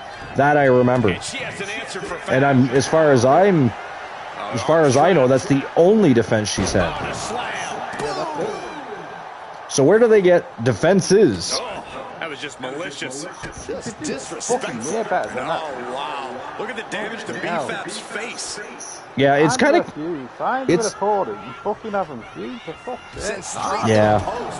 It's kind of. That's basically saying we've got no Some serious wear and tear on that. Well, that's my main problem. Are you telling me? It can drastically limit you in Like, don't get me wrong. I get that eventually we're gonna have Bianca Belair back in the title picture. But are you telling me there's nobody that they could have been putting in the ring with Jade Cargill building up to WrestleMania? Would you not want to make your champion look strong? Because not defending most certainly doesn't make them look strong. It makes them look like they're... You can tell she's got her right. Like, don't get me wrong, I know there's always certain wrestlers that, you know, even in storyline, you're going to avoid fighting them because you don't want to lose your title or what have you, but you're just going to avoid the whole roster? You're not going to fight anybody? Nobody gets a title shot? It's just kind of weird. I don't get it. I don't like it. When Roman was champion, he only defended it once a month or at big events. It was less than that even at times. But yeah, you're right. So she's like the Roman Reigns of the women's division right now. 155 days as champion as of today, with one title defense. WrestleMania in 2 weeks' time. I mean, it's just, I don't know. It's crazy. I don't like it. But what do you do? If this lands, it might be all. So there's the lotto numbers, 427, any combination of those numbers. Oh, that is it. That is all, ladies and gentlemen. The winner of the Underground matchup representing Team Joe Link. It is Zara Taylor picking up another big win. She is 3-0 since returning to TWA, and she just destroyed B-Fab in an Underground match to keep her record undefeated since returning. She is 3-0, folks. So congratulations to Team Joe Link and Zara Taylor. All right. But yeah, I don't... No doubt, it was a career-altering. I don't know. I got to be honest, I'm not even excited for WrestleMania this year. The only match I'm not. Don't get me wrong, I think that Roman Reigns CM Punk will be a decent match. I don't expect very much out of the Sami Zayn match. I don't expect much out of Rhodes and Orton. So I think the two best matches for the men are going to be Roman and CM Punk and Brock and Oba. Other than that, I think the women might have to steal WrestleMania this year. In my opinion. What do you think? I think it's just... They keep doing the fucking most predictable things, and they don't know what they're doing. They're creative with WWE, man. I know. It's crazy. It's just annoying. Well, the only unpredictable thing they did was, bringing Pat McAfee into the fold 2 weeks before WrestleMania, seemingly for no reason. Again, we all know that he's a big Randy Orton fan. He's, it's come out of his mouth time and time again when he was on commentary. I get all of that. He's a big supporter of Randy Orton. But to suddenly bring him in as a voice in the ear of Randy Orton, if it is the voice, I'm hoping there's a swerve here. I'm hoping that maybe Pat McAfee is just following the guidance of the actual person that was in his ear. Let's hope that's a thing. Because otherwise it's weird. Because again, although that he's been a big Randy Orton fan and he's said it time and time again on commentary, and Randy should be world champion, it'd be nice to see Randy get 15, blah, blah, blah. It's weird. And 2 weeks before WrestleMania, it's even weirder. And I just don't know what they were thinking there. Again, I'm hoping there's a swerve here somewhere, and that's not going to be... Please let there be a swerve, let Pat McAfee... He's the guy that was simply doing the bidding of the actual person on the phone, and that gets revealed later. It could be The Rock, right? The Rock has history with Cody Rhodes. He doesn't want Cody Rhodes to be champion, etc. That might be I don't know, but I don't like this at all. It doesn't make sense to me. And one of the last things Orton said was repeating what Cody Rhodes, song says. There's more than one royal family in pro wrestling, but how does that... Wait, can you please show me... No, really. Can you show me the equation or formula that involves Pat McAfee in that situation? Is he related to Randy Orton? Am I missing something? Is he one of Randy Orton's children? I don't... How is Pat... Other than being a longtime fan since he was a young boy, and being involved with the business now and commentating and being a huge Randy Orton fan, how the hell is he a generational star in pro wrestling? I'm not saying... Hell, is he even generational in football? Does he have any family members that played football? I don't know, but how? I don't know. Somebody's going to have to explain that one to me, because I don't get it. Right? I don't get that at all. It makes no sense. All right, we're going to continue that conversation in just a moment, but we got another matchup at hand. Let's get right to it. Dropkick Murphy from Team Denforce going to be taking on Austin Theory from the Vision in an Underground match. Dropkick Murphy 5-0 in his early career here in TWA. He's looking to make it 6. He's looking to shoot for championships. And let me tell you, the competition he's been going through, a win over Austin Theory, a member of the Vision, might send him right in that direction that he wants to be heading. Put him on that path of gold. We're going to find out, can he beat Austin Theory? Can he keep the streak going? Austin Theory fights Dropkick Murphy next. Underground matchup. Let's go. But yeah, somebody please explain to me how Pat McAfee is a generational WWE star, please. You know, I can admit when I'm wrong. I can admit that I've missed some facts or information. I have no problem. If you want to, you know, I'll stand corrected. Please inform me how Pat McAfee is a generational wrestling superstar. I don't know where you're going to get that from. Like. I don't know either.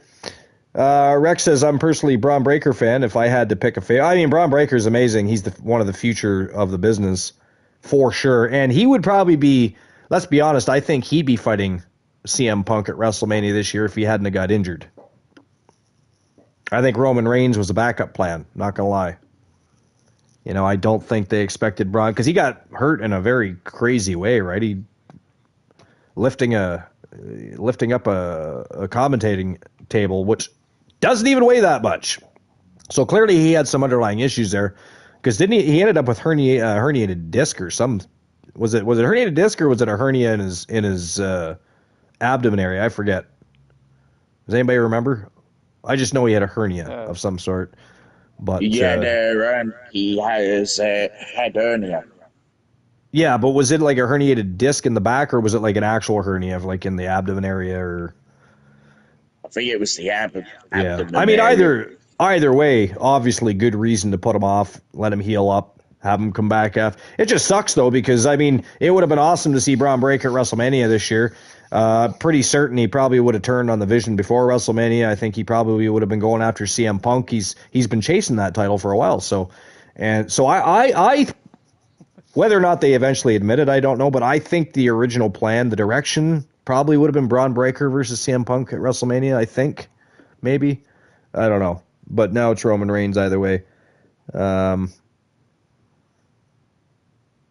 That's another question. We'll get that to in a minute, though. Let's get this match on the go. Underground match rules. Dropkick Murphy looking to go 6-0 and chase gold if he can defeat the Vision's Austin Theory. Can he do it?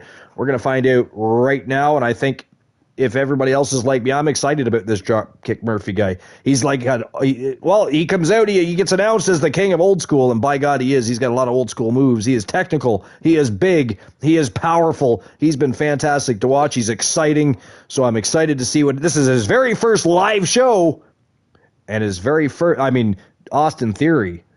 I mean that is a test. That is. I mean, he already beat Finn Balor. I thought that was a test. Austin Theory is a great test for Dropkick Murphy, and hopefully the Vision does not get involved, because Dropkick Murphy doesn't seem to have any allies. He's had nobody coming out with him to help him.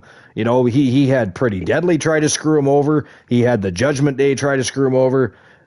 If the Vision gets involved, this could turn out bad for Dropkick Murphy. But let's see what happens. It is one-on-one, or supposed to be one-on-one. Dropkick Murphy, Austin Theory, underground matchup. Let's go. It should be interesting, yeah. Yeah. What do you want to see happen with CM Punk and Roman Reigns? That's one I haven't really touched base on a lot.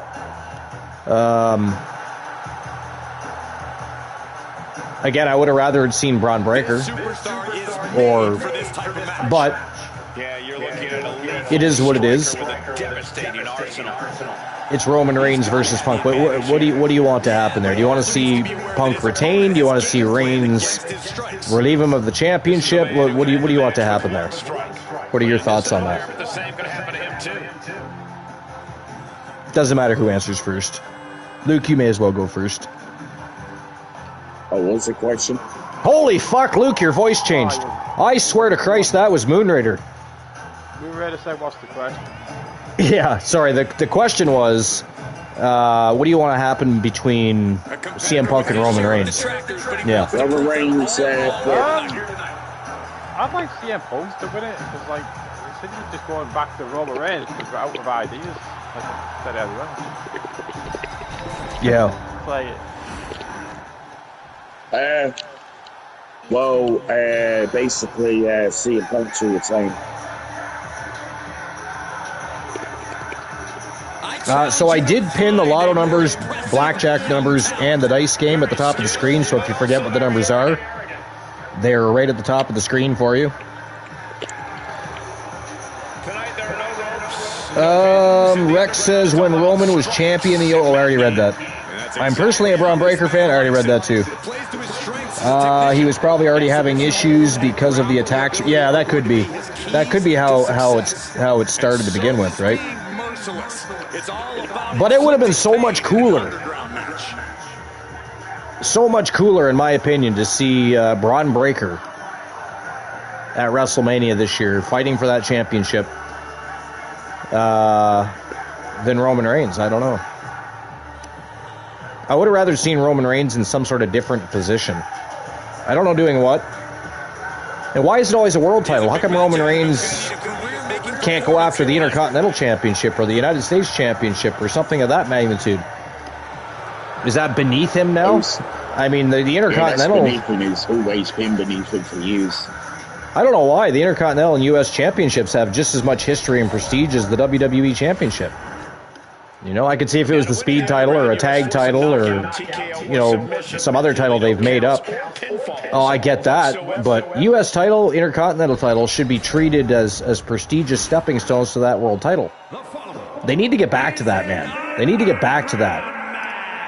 How much fun was it when you knew the person chasing that U.S. title or that Intercontinental title? You knew if they won it, they were sometime down the line getting a shot at that world championship. You knew. You know? There's other things I want to see happen too. Things like Money in the Bank going back to WrestleMania and stop being a gimmick pay-per-view. PLE, sorry. It's not TNA or AEW. They're called PLEs in WWE. May as well get that right now. But yeah, I don't... They started bringing some prestige back to the U.S. title. I'm happy about that. They need to do the same thing with the IC title because the only prestige... The only stank they put behind that was Gunther holding it for 666 days, which at least gave it back some proper legitimacy. But since Gunther's had the IC title, they haven't really done a whole lot with it. Right? At this point, the U.S. title almost looks more important than the Intercontinental title, when they should be more like on the same level. You know what I mean? I don't know. But so you want to see Punk win. Sorry, what did you say, Moon? Do you want to see Punk win, or would you rather see Roman Reigns take it from Punk? I want to see Punk win it. This could be just what they needed. Roman will be like hard time. What do you think is the key to victory? Well, that's my other problem. Is so. If he's just going to be a transitional champion, okay. But if he's going to hold it for another year and defend it less than once a month, then no. Because at least Punk is defending all the time. Right? And everybody else has had it since Roman Reigns has defended it as often as possible. So I don't want to go back to only seeing the champion once or twice a month. Because I think that's bad. First of all, your champion should be there. You know, if they have a busy life outside of the WWE, then here's an idea. Don't put the world championship on them. You know what I mean? Like, why put the world championship on them if they're not going to be around? If they're not going to be there for the fans? It doesn't make sense. I don't like it. You know, if they're going to be around for 4 or 5 months before they take off again, and you want them to be transitional champion to help build a new talent, to help put a championship on, you know, somebody newer coming up through the world championship ranks, again, I get that too. But we don't want to see anybody holding it for 3 years and defending it, you know, once a month or less. We don't want that anymore. I don't anyways. I guess I don't speak for anybody else, but Moon, what did you say? Roman or Punk?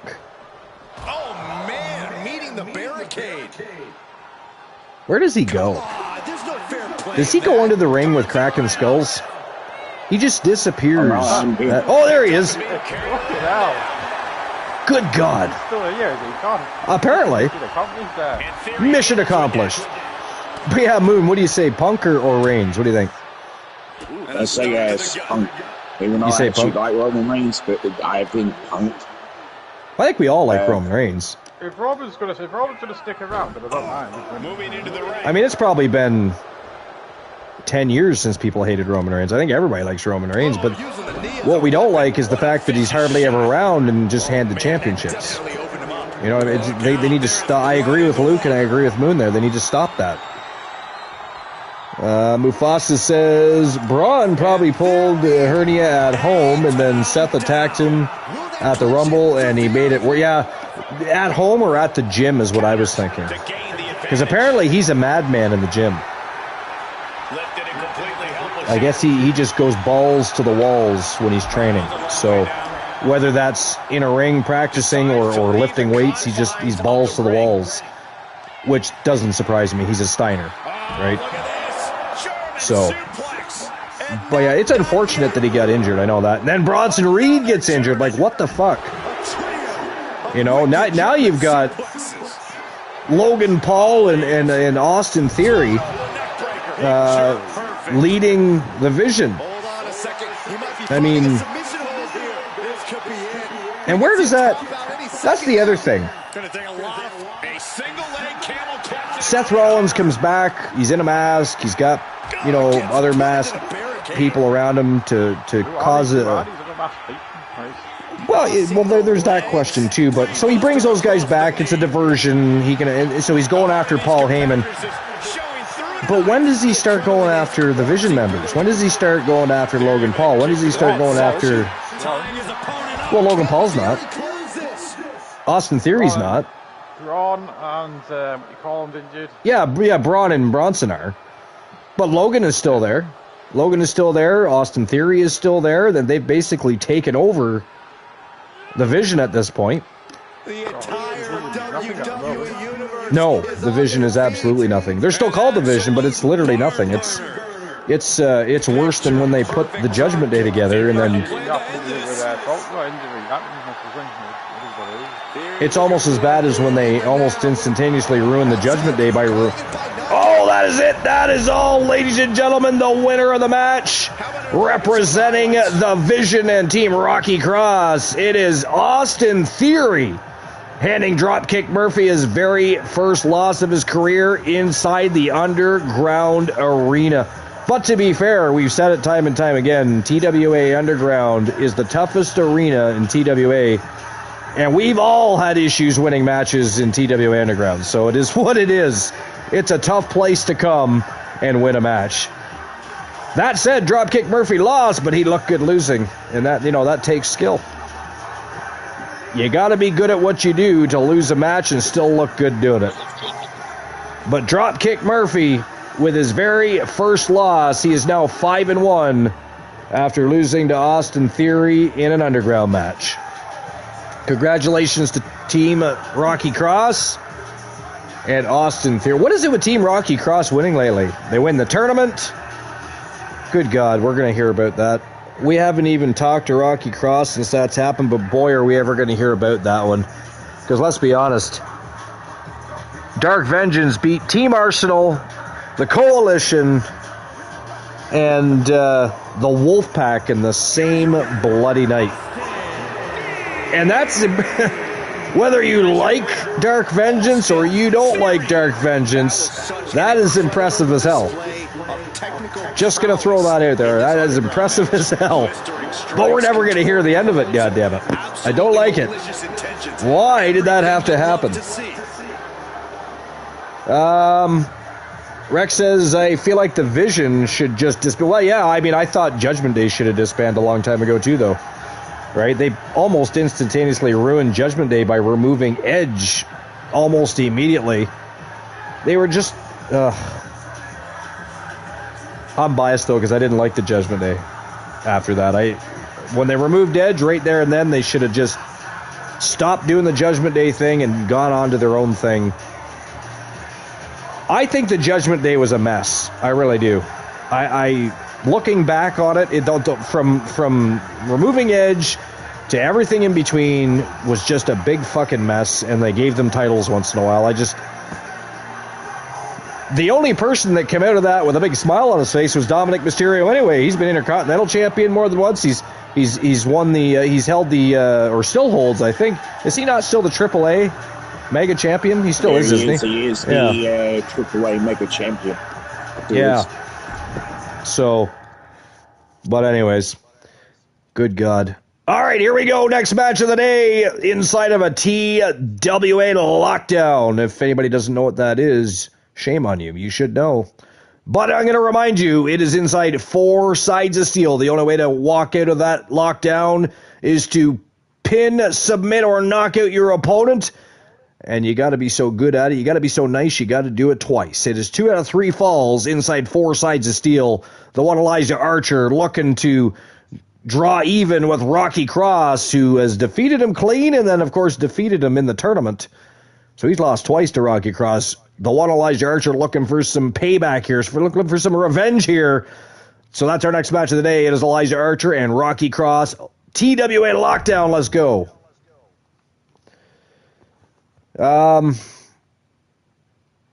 They are worse now than Finn isn't there. Yeah, I mean, the best part of the Judgment Day now is Roxanne and Raquel and Liv, I suppose. But I was not a fan of the Judgment Day. I wasn't. You know, they took what was supposed to be a badass group, and it turned into quirkiness and crazy crap, and it was a mess. The Judgment Day was a mess. You know, a mess with some good superstars. Don't get me wrong. They had, you know, I no problem with Finn Balor. I mean, I'm not a huge JD McDonough fan or anything, but you know, I like Roxanne Perez, Raquel, Dominic Mysterio. But I just, as a group, the Judgment Day was supposed to be something, and I think the only time it was made legitimate again was when Rhea and Damian Priest were a part of it. And they tried to make a go out of it being a badass group that could overtake Monday Night Raw or SmackDown or wherever they happen to be. But once Rhea and Damian left and it was just Finn, JD, Dominic, and the girls, it was like, okay, there's nothing intimidating about the Judgment Day at all anymore. You know? So, I don't know. I've been done with the Judgment Day for a long time, though, so I stopped liking the group when they kicked Damian and Rhea. Yeah, right? Well, I mean, I was done with it when they removed Edge. As far as I'm concerned, the Judgment Day should have died with Edge. He's the one that created the group. You know, it's not like Finn needed to be made or anything. He was already, I mean, Finn's been popular for how many years? You know, Dominic Mysterio didn't need to be made. He was already on the rise. There was no reason to turn that group over to somebody else after kicking Edge out. And then they did a terrible job of booking them anyways. Then they finally get Damian Priest and Rhea involved, which actually made the group more interesting and more legit as a badass team. Then they kick them out and they're back. It's just, oh, fuck. Good Lord. It's not good. It's not good. But here we go. The one Elijah Archer. Rocky Cross, TWA lockdown. Time to rock and roll.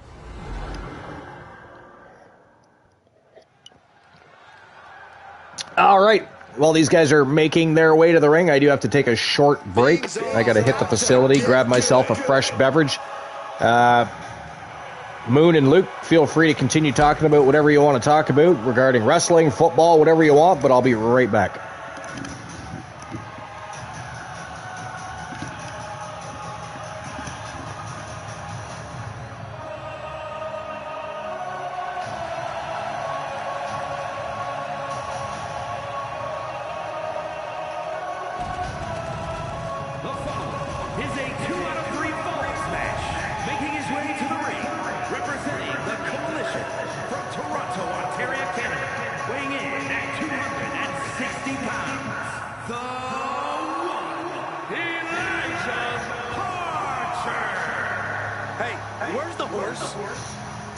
What are you talking about? Yeah, what horse? The high horse this superstar always seems to be on. Did Jerry Lawler write that line for you?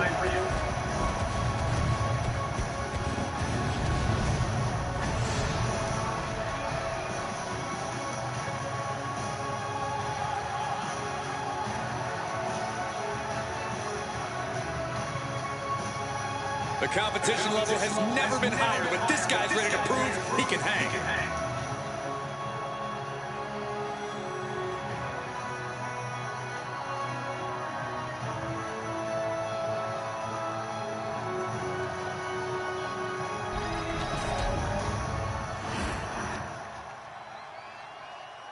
We are about to see something good.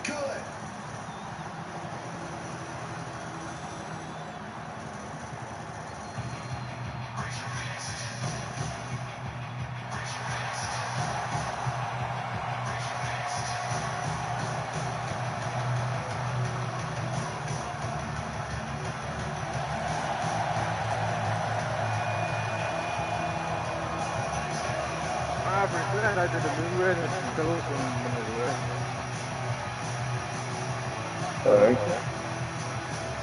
He's getting a beverage, fresh beverage, so that. Okay, I'll have to get a beverage on the fucking thing. What's new 24/7? And his opponent, representing the Disciples from Newcastle upon Tyne, England, weighing in at 600 pounds. We're looking at some of the most intense competitors in all of WWE about to take part in one of the most anticipated matches ever.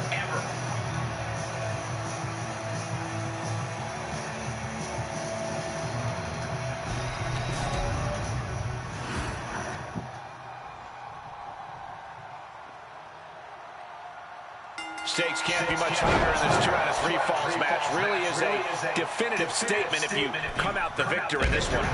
You can tell these competitors are already feeling each other out and trying to find a path to that crucial first fall. Yeah, you really want to take charge right off the bat and put yourself in control in a match like this. Taking out the legs, taking out the ability to create separation. Evades the attack. Kick and again to the back of the head. Referee in position. Not even a 2 count for him. Loving Now, blow. Archie's there. Boom, kick to the face. He answers right back. Both wrists captured and pow!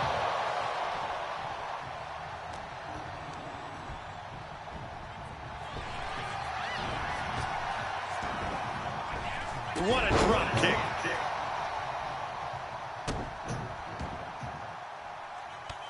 Oh, look at this, showing off with a big flex. And then a stomp right to the back. He took the worst of that impact. He's a tough guy. He can handle the intensity of this steel cage match. Boom! Read that one. Looking for the submission.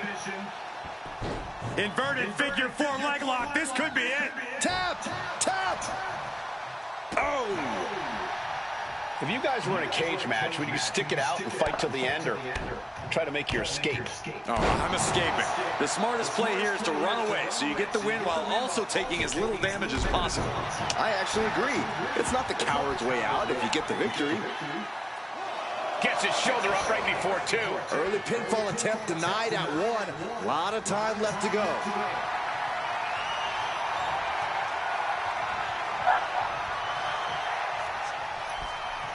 Cross body.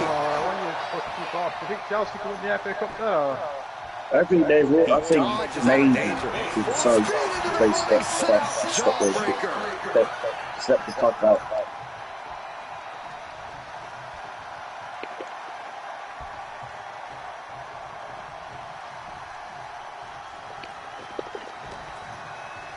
Boom, rock with a knee lift. Poison Rana.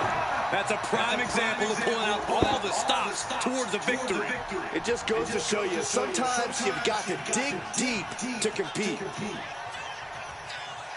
Oh my gosh! His mind is turning. Might be close to the end. What a right hand and then a somersault on prettier. There's no coming back from that. There's 2. I don't know how he did it, but he's hanging in there. Just how much pain is he willing to endure in this match? Just dished out his most devastating offense, and you got to be wondering if he's thinking, what? Neither superstar giving an inch here. It looks like we've got ourselves a brawl here. Back and forth, neither one giving up any ground. 2 fighters putting their haymakers on autopilot right now. WWE Universe appreciating these athletes going all out. Both absolutely drained, but both refusing to give up. The willpower, the sheer guts of these two. Oh man, the shot raining down, one after another. Looks like we know who won that exchange.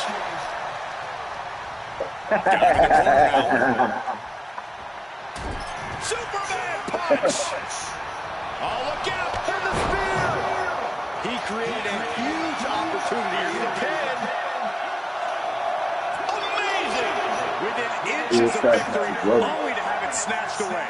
This match just keeps getting more and more exciting. Big move, but it's still unable to end this. And now he's really stepping up the pressure. He's peaking now, absolutely reaching the top rope, measuring his opponent. Is it enough? The cover! 2, kick out. I am in shock. What's it going to take to keep this guy down?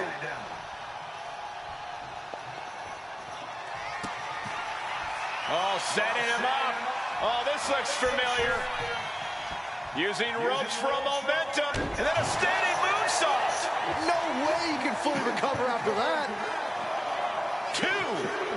He gets it. He scores the fall. Oh, look at this. God damn, did I come back at a wrong time, but I have returned. I see Rocky Cross is up 1-0 over the one Elijah Archer. I tell you, Archer's been having a tough time lately in singles competition. Now he just released the hold, and I'm racking my brain wondering Again, Rocky Cross just beat him in singles action and recently eliminated him from the tournament up the chest, and now that happened just yesterday, the Joe Link #1 contendership totally cut off here. tag team tournament, which was awesome, by the way. If you guys missed that show, make sure you go back and watch that tournament. It was absolutely fantastic. It, of course, took place over in the land of purple on Twitch TV. And we know exactly what he's thinking. But Archer needs to pick up his game a little. My God. Rocky Cross is all over him in this lockdown match. I don't know what the first part of the match was like, because I come back and he was picking up a pinfall over Archer, but he needs to pick up his game. 2 count, kicks out. He still has life. Got that right shoulder up. Come on, Archer, at least tie it up. Go down fighting. Isolating the arm. He's bringing his A game at the moment. Nothing holding him back. He's ready. Knee Good to the Lord. body. And a big right hand with seemingly no effect. The adrenaline is flowing. Soul Embers sometimes doesn't pay attention. It's the struggle train. He's like, are you having Madam MJF in his corner? It is a ladder match. No. Sent in big boot. And a huge leg drop. He connects with a counter. Man, oh man, he's having a tough time against Rocky Cross. A little bit of flash on the side, off the ropes. And then a standing Wow. moonsault. He has I thought he was going for a people's elbow for a minute. I was going to say, well, that's new. I haven't seen him do that before. Look at that. Beat him 2-0. My God. Ladies and gentlemen, the winner of the TWA Lockdown matchup by a score of 2-0. Representing Team Rocky Cross and Dark Vengeance. It is Rocky Cross picking up the big W over the one Elijah Archer. And Elijah's slump continues. He's having a real tough time picking up the W in singles competition as of late. And Rocky Cross just handed him another L. 2, actually. So congratulations to Team Rocky Cross and Dark Vengeance. Big win for Rocky Cross there. Wow. I don't know what's going on with Archer lately, but my God, he's been having a tough time. He has had a real tough time.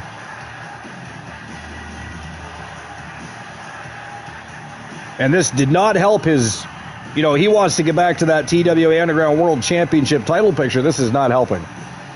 He's going to be back to the drawing board. Back to the bottom of the line for the one Elijah Archer.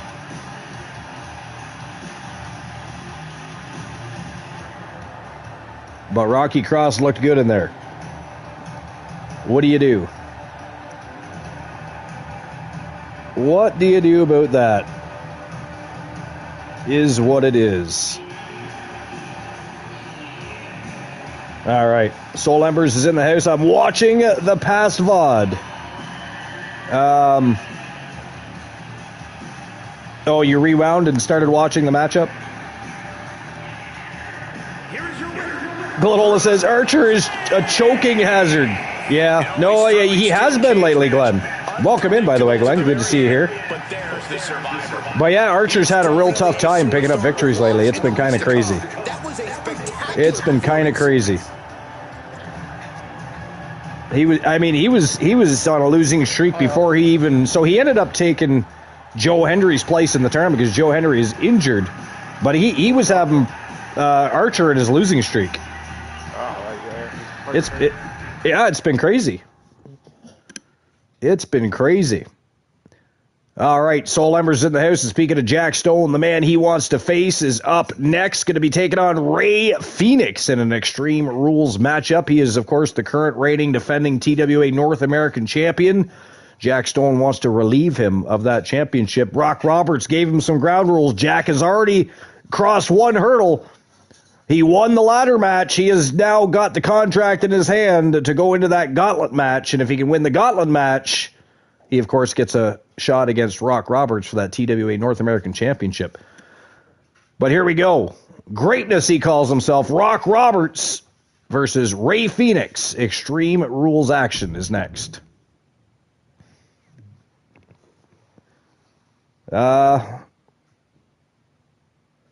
Let's see here. But anyways, Glenola, how you doing? What have you been doing? What's new and exciting? How you feeling?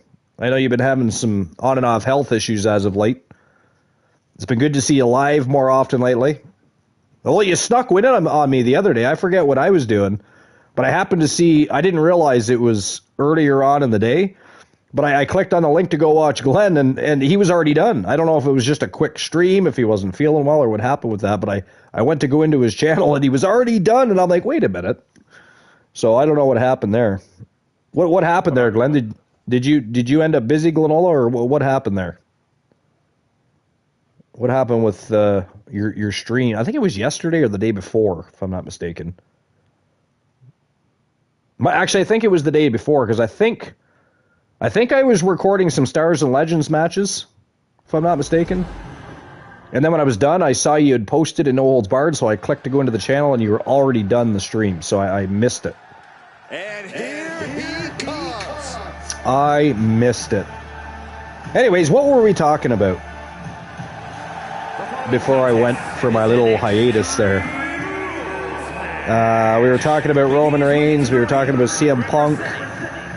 I was, of course, giving my biased opinion on not liking the Judgment Day very much. Was there anything else we were discussing? I can't remember. What about you folks in the chat? Who do you guys want to see win? Sami Zayn or Trick Williams? A couple people already answered that question. Rex answered that question. I believe Mufasa already answered that question. They both said Trick Williams. Do you guys have a favorite in that matchup? Do you guys want to see Trick Williams become the new United States champion? Do you want to see Sami Zayn retain the United States champion? Do you? No. Here's the other. No, he shouldn't. Here's my other question. No, you're not wrong at all. Here's my other question. Is Carmelo going to cost Trick the match because he wants that championship back? Or is Trick going to win it and he faces Trick anyways at some point down the line, either at Backlash or SummerSlam, or I don't know. Does anybody have any expectations out of that match? Glenola says, not bad. It was a fast one, just didn't feel up to it after a half hour. Oh, okay, so that's... Okay. I need to fix some dinner. I will be back. All right, sounds good. So we still have a few matches left of the show anyways. Originally, we were also going to have a tournament today, but my day changed a little bit. My day changed up a little bit. I ended up with some things I had to do, and my day kind of got away from me. So we're going to be starting the Speed Championship #1 contendership tournament at a different date. Just stay tuned to Discord for that date. That's going to be a great tournament. It'll likely be a fast tournament.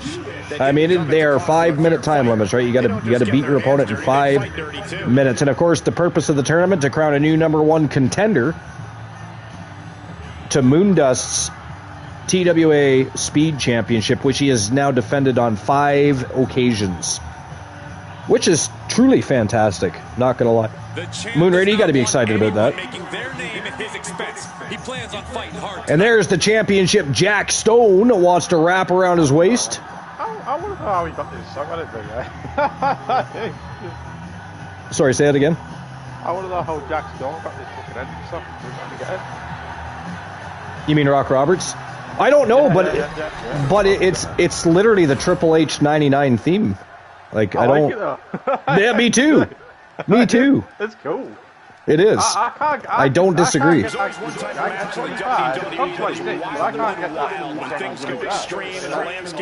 Well, I went in and checked, and it literally says Triple H '99, but I don't even think it's in the game, so I don't know how he accomplished that either. Maybe, but I don't have anything unlocked, so how he was able to, I don't know. I don't know. No idea. Rex says, I would like to see Trick win and then Carmelo fight him at Backlash. Okay. Okay. It's cool. It's cool that you got that song. No, it is cool. And it suits him, not to mention, so. Nobody else actually has that song. Saw what was coming and got him a dodge quick. It does, yeah. I like it a lot. I just don't understand how it's possible. I don't know either. I don't know. I literally checked like every triple A to that. I guess anything can and will happen in TWA. That's all we can say about that, I guess. But yeah, I do want to see Trick Williams win it. I just wonder how Carmelo factors in here now, because, you know, he just had his rematch with Sami Zayn. He lost the rematch. Now it's Sami Zayn versus Trick Williams. Like, I don't like anything about that at all. Again, it was a 91-day run. You know, he had the U.S. Open Challenge. He was regularly defending it. He brought some nice prestige back to that championship. And then they just take it off of him, put him on Sami Zayn a few weeks from WrestleMania. And apparently, again, and we've said this before, but it's all because apparently some higher-ups in WWE thought it was too soon for Carmelo Hayes versus Trick Williams at WrestleMania, which I wholeheartedly disagree with, by the way. Yeah. Don't get it, don't understand it, don't like it. So, and I'm a Sami Zayn fan. I just don't think he should be involved in this right now. I'm not hating on Sami Zayn at all. I like Sami Zayn. I don't think anybody's hating on Sami Zayn. They're just hating on the concept of what's going on right now, I think. You know what I mean? Because I know it drew a lot of backlash. Right? It drew a lot of backlash. So, fans are speaking. They are talking. And they do not like it. So, that includes us. We don't like it either. Right? So, understandable. It is understandable. Nice sidewalk slam there by Rock Roberts. Some nice leg work there by Ray Phoenix.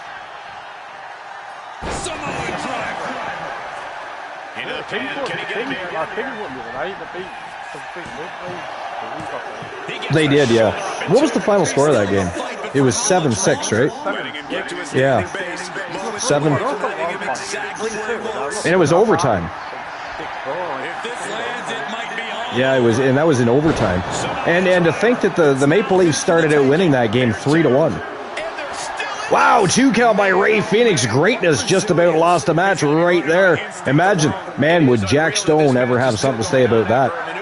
Because I got to tell you, if Ray Phoenix beats Rock Roberts today, you know, I think that the gauntlet match concept should completely disappear from the equation, and he should be able to just cash in that contract for a shot at that North American Championship. That's my opinion.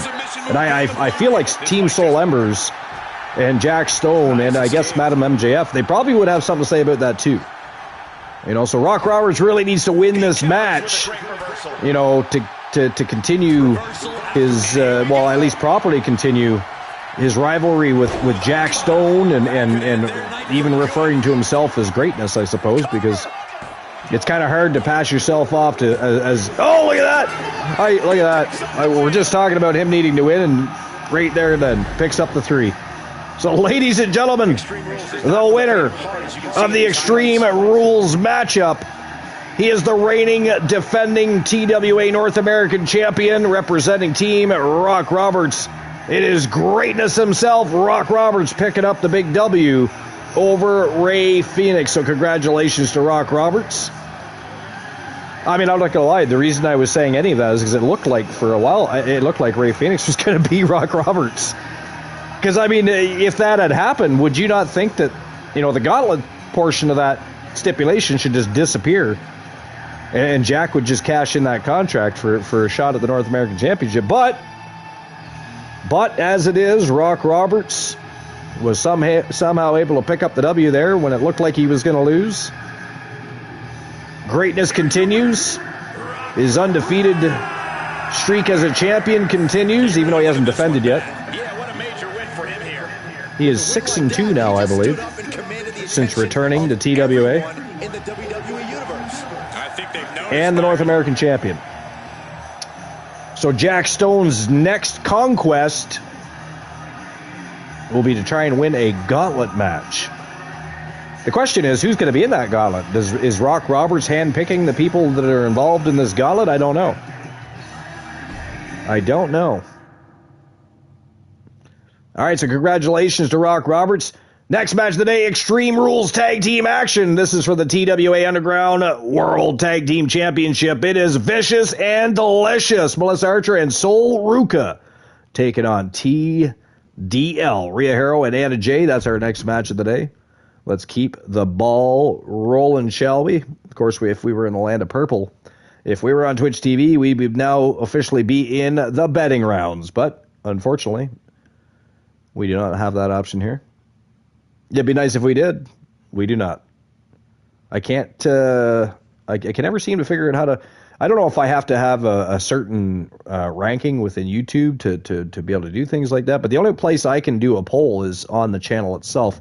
But I've seen people put polls in the chat room, so I just don't know how to do any of that.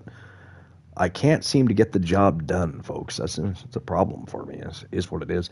But here we go. TWA Underground World Tag Team Championships on the line. Extreme Rules Tag Team Action. Vicious and Delicious and TDL. Let's go. Vicious and Delicious is undefeated since rebranding, from pulling away from the Wolfpack Gals and forming Vicious and Delicious. And here they come. What do you guys think? TDL retains or Vicious and Delicious gains? What do you think?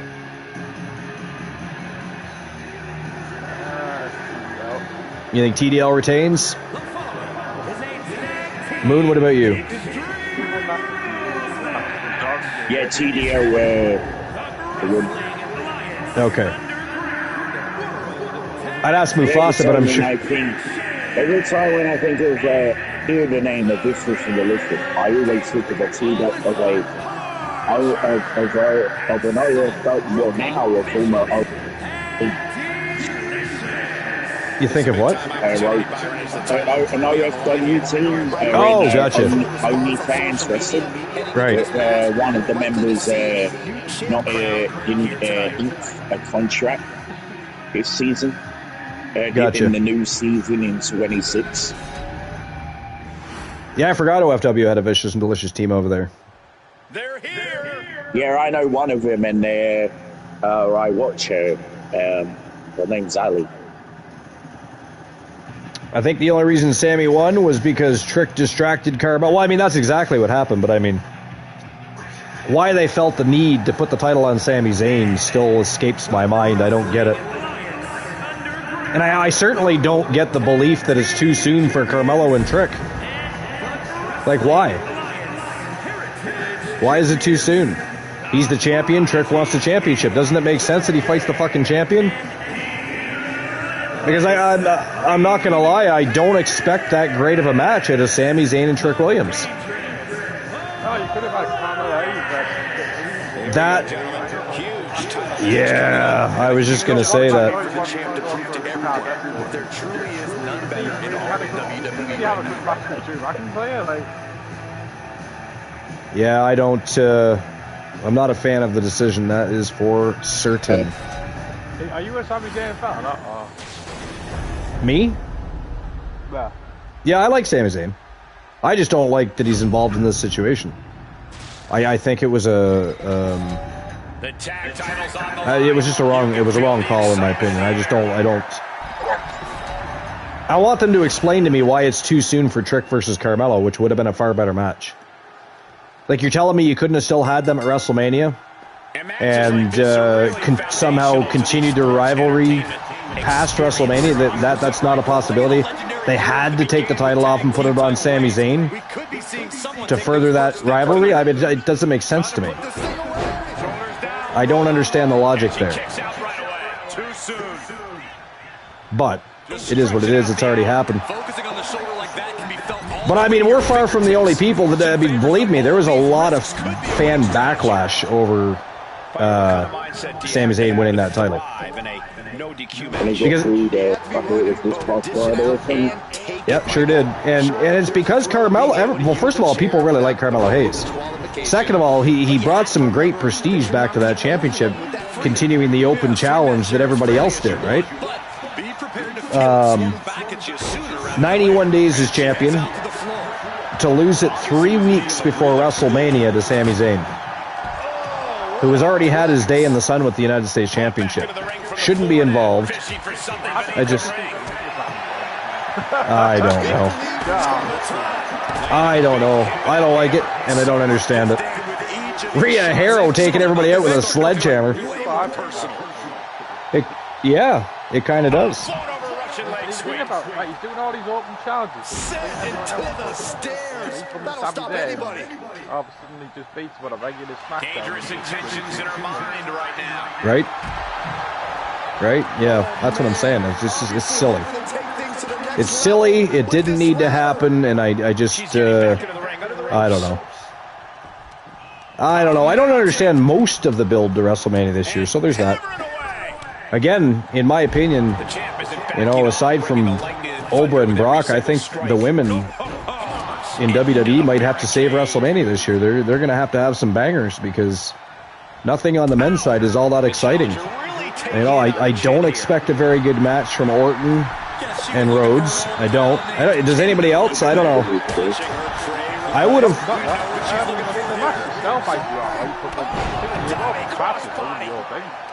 Yeah. I just think that we would have got a better match at a Randy versus Drew than Randy versus Cody. And there's another situation. Cody wasn't supposed to be involved in that either, right? While Drew had the championship, he wasn't supposed to get another shot. He got another shot after he lost the Elimination Chamber. Like, is there anybody else that didn't win the Elimination Chamber that is now going to get a shot at the title? Or, like, should we know this ahead of time? Can they just release that information now so we know?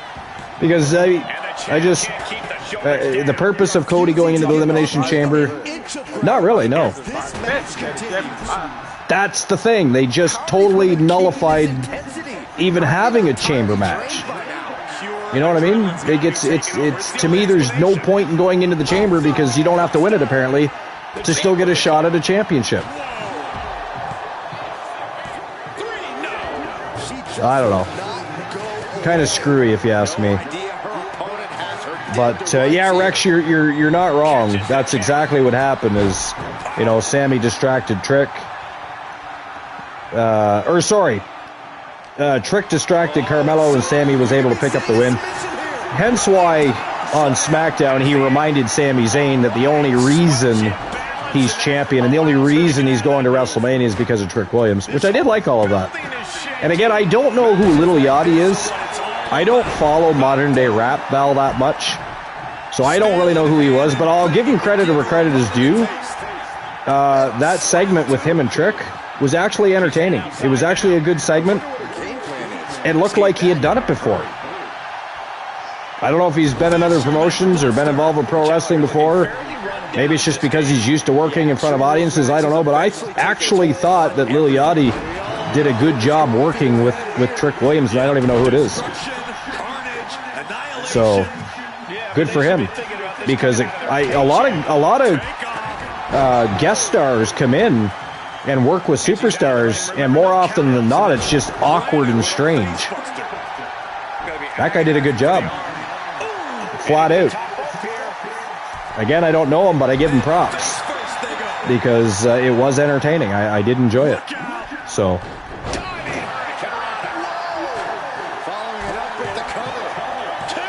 Oh, Sol Ruka with a boot to the face right before the referee was about to count to 3. But I got to tell you, TDL has been all over. Vicious and Delicious have been fantastic. I think they've won 5 or 6 matches in a row together. But TDL has been all over them this entire matchup. But does that really surprise anybody? Whether it's the men or the women, TDL is just simply put the greatest faction in TWA history. They really are. Not if you ask Boss Apollo. It is hard to get a bet against them. It is really hard to bet against them. Soul Lover says, "Yo, Archer, do you anything on Madam MJF and Stone's alignment?" What? Is that even fucking English?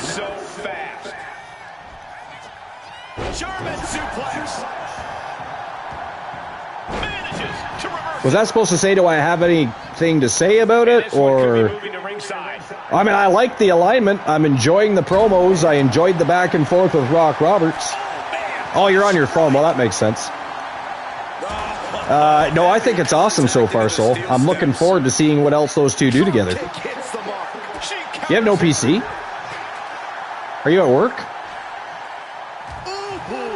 Why do you have no PC? What's today, Sunday? I think he is at work. Oh no, he'd be off of work now. Even if he was working, he'd be done already. Why do you have no PC? What happened to your computer? Oh, I didn't know that. Where'd you go? Are you like back out on your own now? You have your own pad, or what's going on with that? Like, should we be having a housewarming party? Because if we should be having one, I don't know about Luke and Moon, but I have not been invited to it yet. How dare you? You're working on it? Nice. So you're working on getting your own pad. So where are you staying in the meantime? Hopefully not a hotel. Fuck, those are expensive these days. Yeah, where are you staying right now, if you're still working on it? A reversal. Well scouted. Each athlete finding an answer for everything. Like, what, was it just something you had to do? You had to get out of where you were living type of thing? The champ struggling to stay on the defensive. So you moved out prematurely before you actually had a place, or what's the story there? Soul got out of the way. Check out this strength from Sol Ruka. Oh! Damn, planted. Anna J on the concrete. Les Archer going upstairs. Lands a big double axe handle right to the back of the spine. I meant to say back of the neck, but whatever. Back of the neck, back of the spine. It's all the same goddamn thing. And how dare you, anybody laughing that I just messed up that my grandmother's house that my dad owns. Her house? My grandmother's house. You talk faster than I can keep up. It's Luke's fault. If I don't talk fast, Luke will talk over me, and then I'll never get to talk again for the rest of the show. It's because he's British. He's a fucking Brit. That's what it is. He just likes talking over me. I'm also a Brit too. Yeah, but you don't talk over me. You're like the new era of Brits. Luke is old school Brit. He thinks his voice matters more than everybody else's. How dare he? Okay, so you're at your grandmother's house. So I'm assuming it was just a situation where you just had to get out of where you were, type of thing. Oh, that was a close call right there. Rhea Hero gets that shoulder up. Melissa Archer just about ended the match and won the championships for Vicious and Delicious. Oh, look at this. Hell's Gate. Oh, they did it.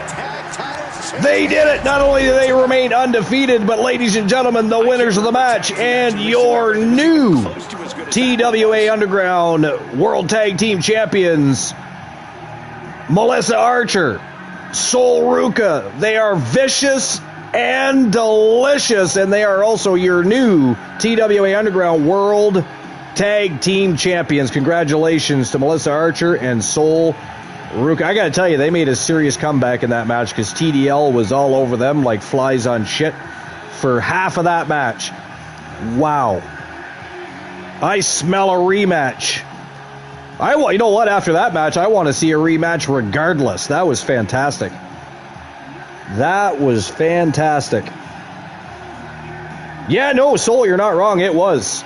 And it looked like TDL was going to cruise to a victory and a title retention there, but Vicious and Delicious were able to make a bit of a comeback there. Wow.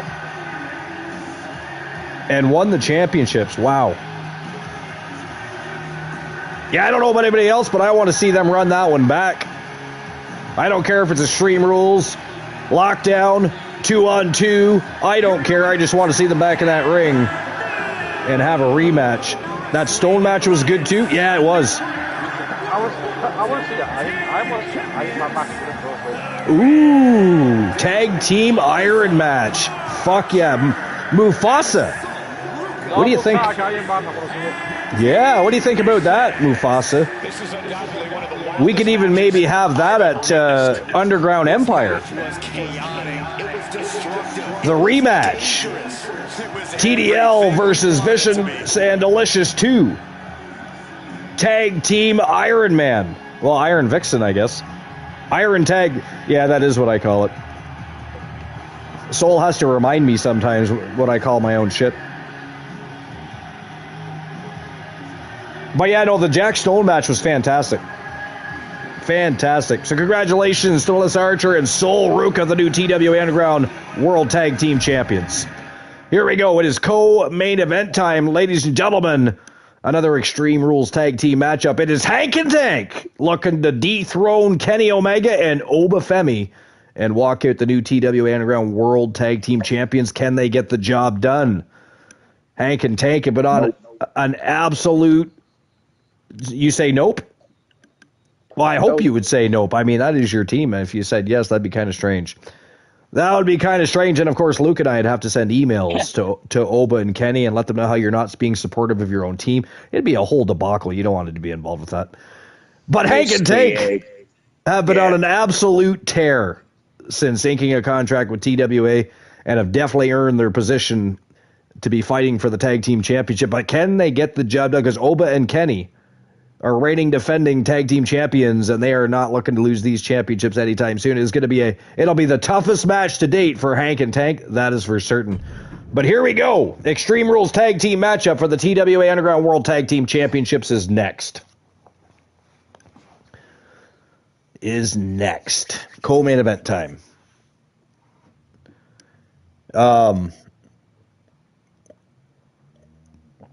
But yeah, Sol, the Jack Stone ladder match was fantastic, actually. I actually thought Royce Keys was winning that thing for a good portion of that match, but Jack Stone put him in his place, reminded him that he is still green on the roster. Reminded him that he was the giant SOB. Did you notice it? I mean, he was moving up the ladder slow, but he's so big, it still didn't take him long to get to the top of the fucking ladder. It's almost cheating. It's almost cheating. He's almost the size of the fucking ladder, for God's sakes. Most people got to climb rung by damn rung to get to the top of that ladder. Jack Stone just takes 2 or 3 steps, and he's already up there. Reach up his hand, grab that case. And the other thing, anybody that watched that matchup, did you notice how easily and quickly Jack somehow got that briefcase off the hook? Anybody else struggles? Jack Stone just reaches up, grabs it, takes it down like it was no big deal. It's mine. I'm taking it down. It doesn't need to hang there any longer. I'm going home with my contract.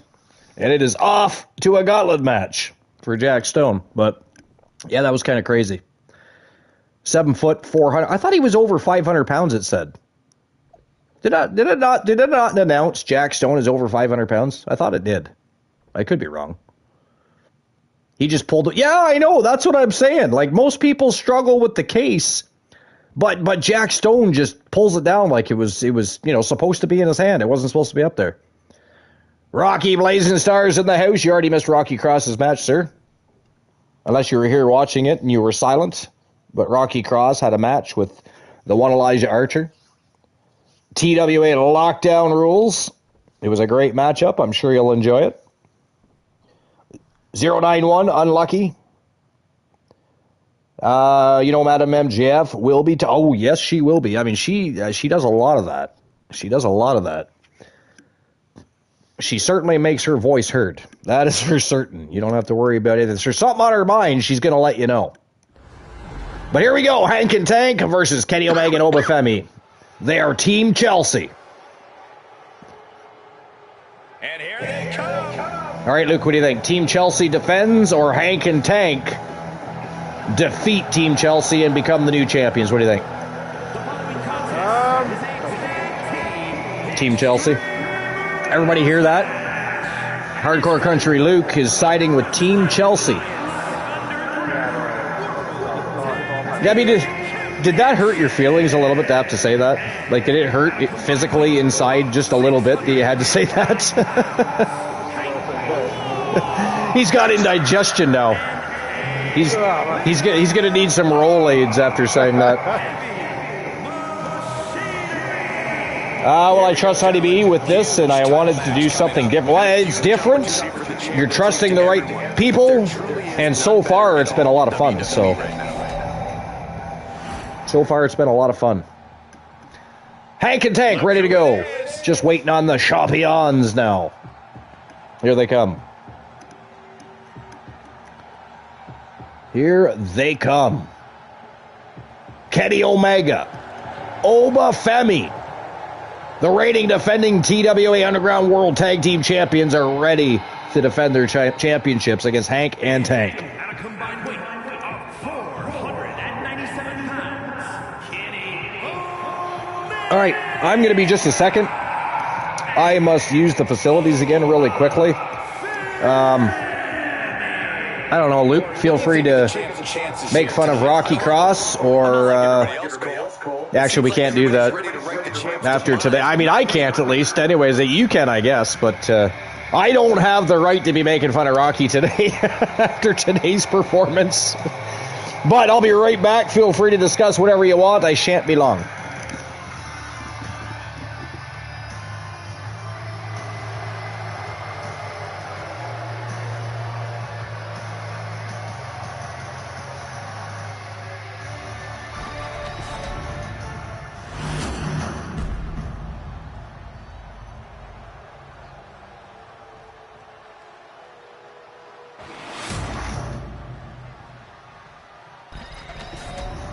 The tag team champions have discussed everything it will take to keep their titles here tonight. The time to execute that game plan is here now.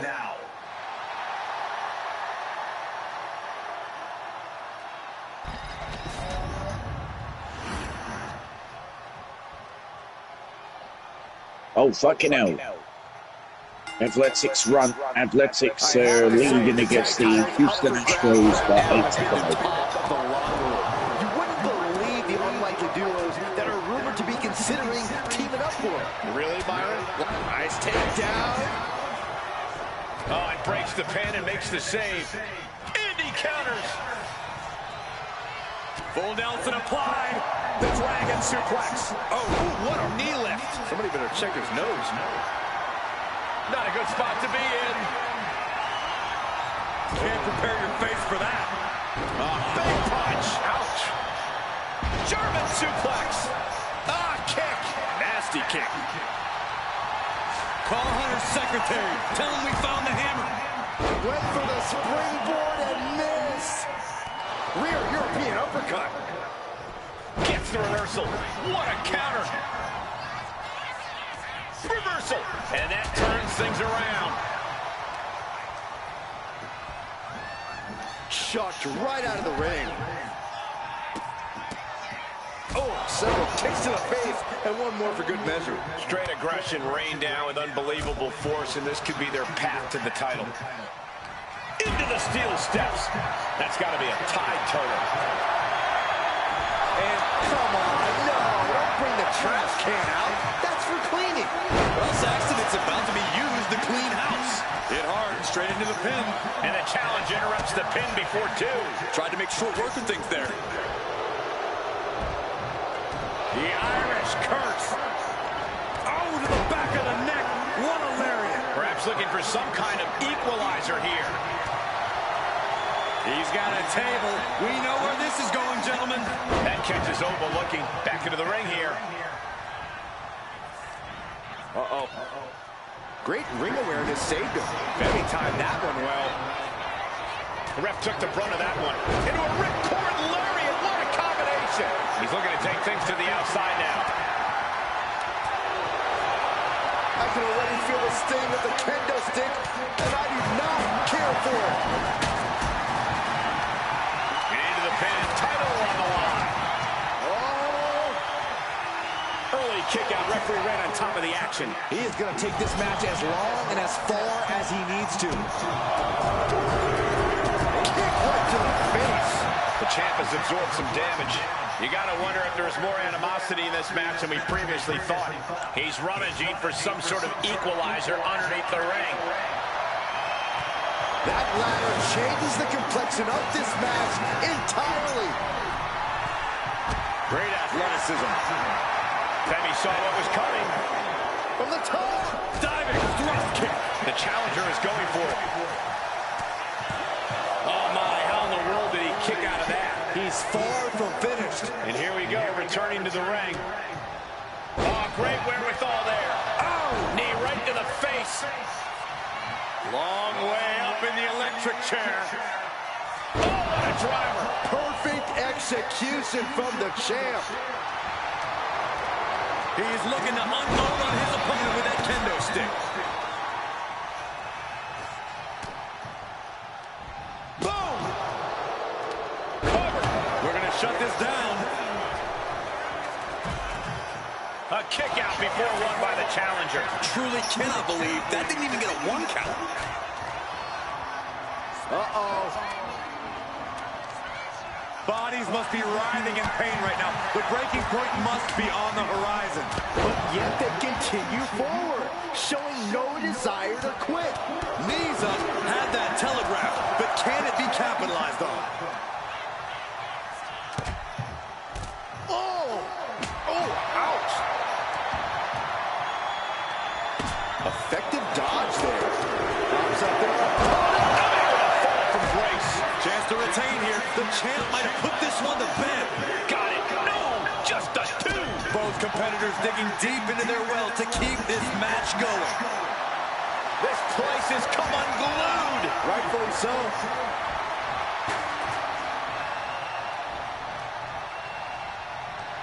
Slingshot forearm smash. Went straight to the outside and landed right on the target. A textbook example of high risk, high reward right there. He quickly slides into the ring. He looks like he's about to put his opponent in their place. And he avoids what was coming. A running hurricane. Challenger is getting torn into. All right, I have returned. What did I miss so far? How's the match going? The worse it gets. Obafemi's down. Oh, damn. Somersault plancha by Kenny Omega. Takes out Hank. And look at Tank going after Oba here. Wowzers. Oh, he spears Omega. What is going on? 2 count only. Based on what we just saw, I think Can you imagine if Hank and Tank pulled this off? who knows what that kick out cost? The champ might be running on fumes. Well, we say it time and time again. This is the toughest arena to win a match in. WWE Universe willing these superstars on. Whether you're a champion or not, it does not matter. It is a tough place to come into and win a match.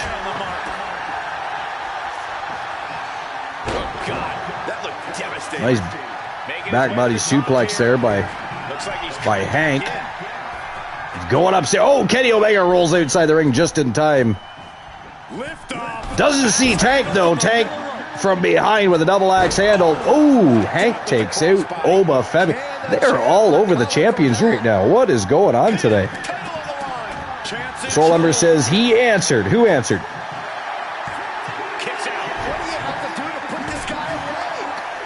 You're just asking because I did challenge a fight that wasn't answered by Rock. Oh, did he not answer yet? Oh, he did answer. That was what your response was there, Soul?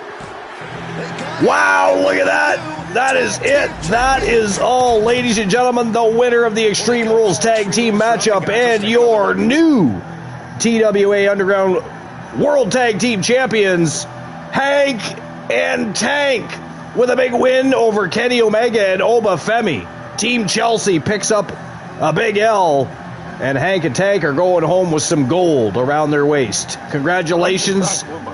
They did, I know. It's been a crazy day. Crazy day. TDL lost.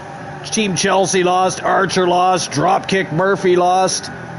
Again, it is the toughest arena to pick up a victory in. It really is.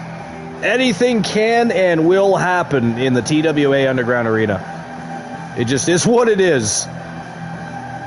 It's been that way since inception, but yet people still look to come here for a fight.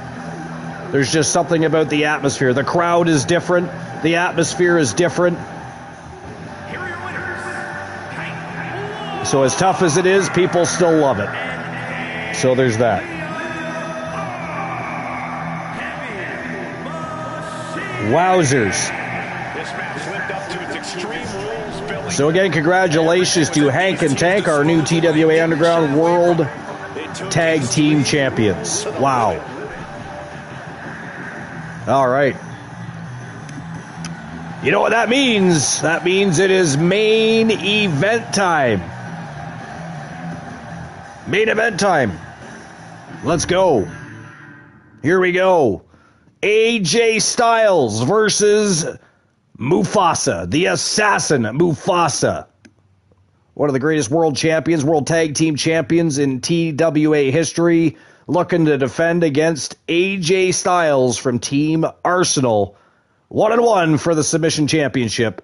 Obviously, it is a submission matchup, so let's keep that ball rolling. Let's rock and roll. All right. Moon Raider. I can't ask Luke because he's going to be biased. Moon Raider, what do you think? AJ or Mufasa?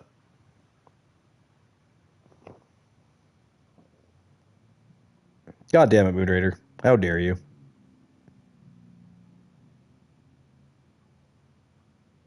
He did a video promo on it. Oh, that's right. He did too.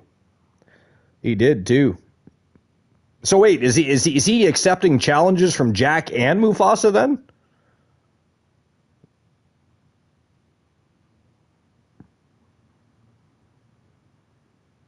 Accepting challenges from two different people at one time, that is not a great idea in my opinion, but I mean, it is what it is. He calls himself greatness and he is the TWA North American champion, so I guess he can do what he wants. But that's kind of crazy. That is kind of crazy. All right, here we go. AJ Styles versus Mufasa for the TWA Underground Submission Championship. Let's go. It is time to turn and burn for the main event of episode 704.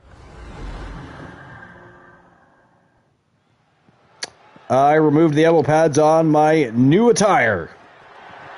The following contest Okay. is a submission match and is for the Wrestling Alliance. I mean, I didn't know that. Wrestling Championship. That's a new alteration, I'm guessing. Has he already ordered his new attire? I don't even know if anybody would notice that. The phenomenal AJ Styles. Ace Hunter in the house. Took me a second to realize that was Mufasa and not Seth. Oh my. A career that spanned decades, continents, and titles. You hear that, Mufasa? He mistook Mufasa for Seth Rollins. How dare you, Ace Hunter? Always looking to steal the show and win titles. the former CCW World Champion. AJ Styles. You think he beats Mufasa, or does Mufasa retain here? What do you think? Mufasa retaining. Yeah, Mufasa dyed his hair a couple of weeks ago, actually.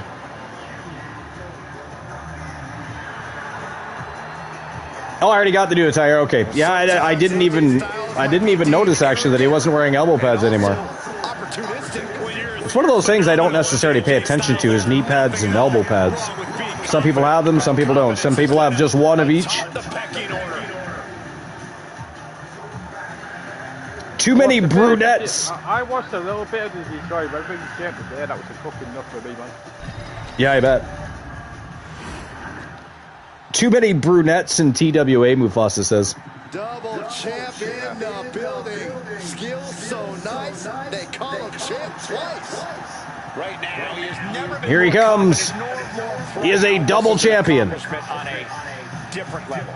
Well, just think of the road he is the 146-day reigning TWA World's Tag Team Champion and the TWA Underground Submission Champion. The Assassin, Mufasa, is in the house. The champ is here.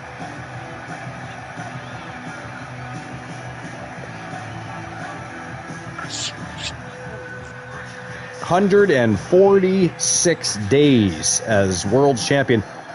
In that same sentence, I will also add to that and tell you that from Team Infinite Oni, El Grande Americano, who has been a fighting champion, has been TWA World's Heavyweight Champion for 123 days as of today. So as of tomorrow, he will tie the Chosen One Shade's record from when Shade was the Legends Champion for 124 days. And again, I know they're separate championships, but 124 days is a record with a singles championship, and that happened to be the Legends Championship held by the Chosen One Shade from Team Sir Jack the Great One. Mufasa will tie that tomorrow. The day after that, Oni will tie that tomorrow, and the day after that he will obliterate it. I think El Grande Americano has been the biggest surprise in the last year for TWA, to be fair. Man held 6 championships at one time. At one point in time. It's been crazy. It's been crazy. He says, fair enough, there are a lot. I mean, brown hair is very common, right? Brown hair is very common. The Assassin M.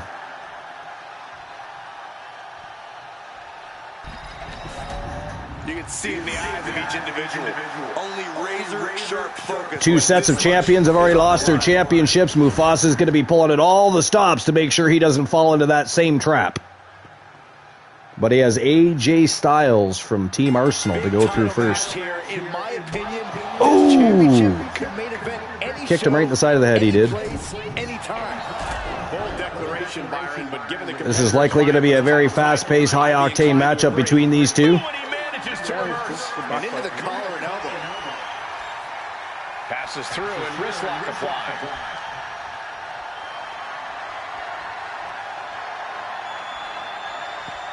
Turns it around and gains control with the wrist lock.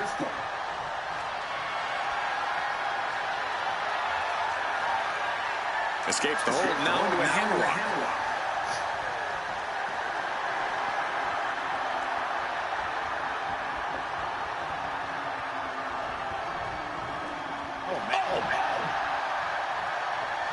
I've actually been looking forward to this matchup. I watched the Kings and Toronto highlights from last night. I expected a technical masterclass, and that's exactly what we're getting thus far from these two great superstars. Sorry, what were you saying, Luke? I'm watching the highlights from last night's game from Kings and Toronto. Oh, okay. Well, I'm obviously watching the match as well. That was a crazy loss for Toronto. It just goes to show exactly where they're lacking, you know. Goal scoring is not their problem. Score goals. That's the problem. If they actually had a real goaltender and some defensemen, they might actually be in a playoff position. Because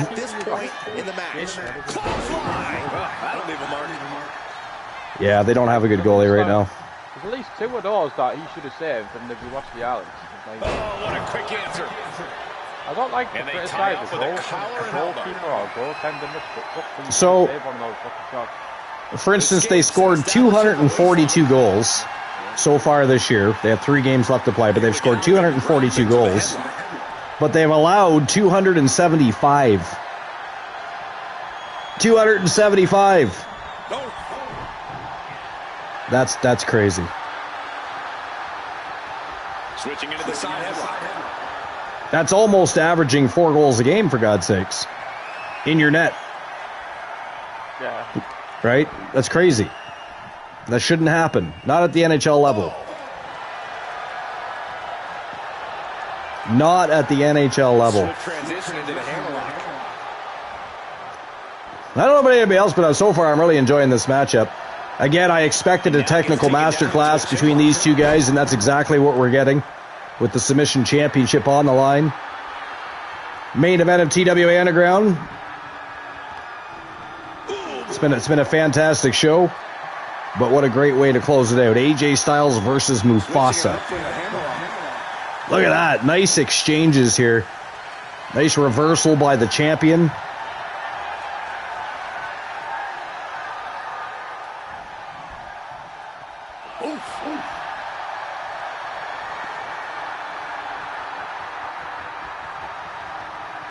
Into the side headlock here.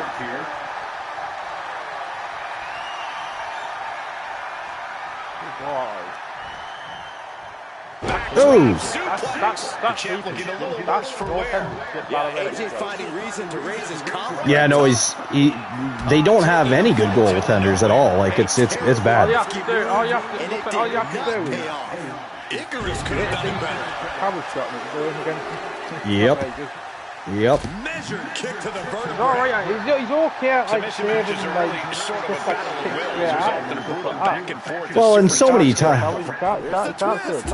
Oh, Mufasa missed, landed on the concrete. God damn. The other thing is like how many times this season I watched Toronto in a game where it looks like they should have won and they were winning, and then they end up dropping the match, and it's like, oh, good God.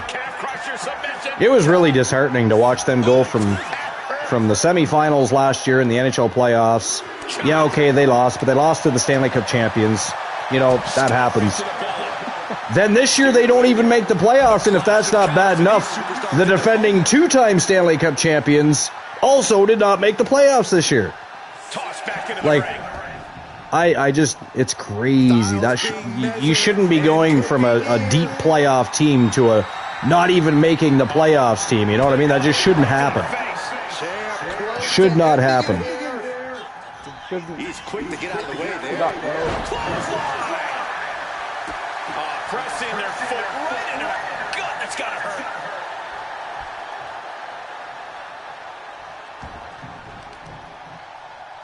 Oh, looking to cripple the leg. Styles Ooh, nice counter by AJ Styles right there. Styles has it. Look at him try to end it. It's a good back and forth match. It is, yeah. The exchanges have been fantastic. Oh, he's looking for a Styles clash. Nails it. And look at this now. Yes, applying the submission hold. Pain, just pain. Got a camel clutch on here. One-legged camel. Oh, Mufasa very quickly got into that. Did you see that? Wow. Wrist clutch suplex. His gear looks a little bit on edges there for a moment. You talking about Mufasa? Yeah. You think he looks like Edge? Apparently, The tights and stuff. yeah. Not the face in there, obviously, but the tights and stuff. He's got like No, I get it, yeah. Triangle armbar. Submission holds in trouble. AJ's in trouble. On the AJ. But I mean, Ace Hunter mistook him for Seth Rollins too, so. Might have felt like he was losing a grip and didn't want the opposition to counter out the submission. Looking to go up high. Mufasa going to take to the skies. Down to the concrete. He's going to fly. Oh, double axe handle. Missed. AJ Styles evades. But Mufasa goes right back on the attack. Right. Oh, kicks him right in the face from the bottom. Mufasa not wasting any time. Monkey flip. Was he? Yeah, he was. Yeah, sorry. I was in his channel for a bit. I was there. That's correct. Had to think about that for a second. And he gets set back into the ring.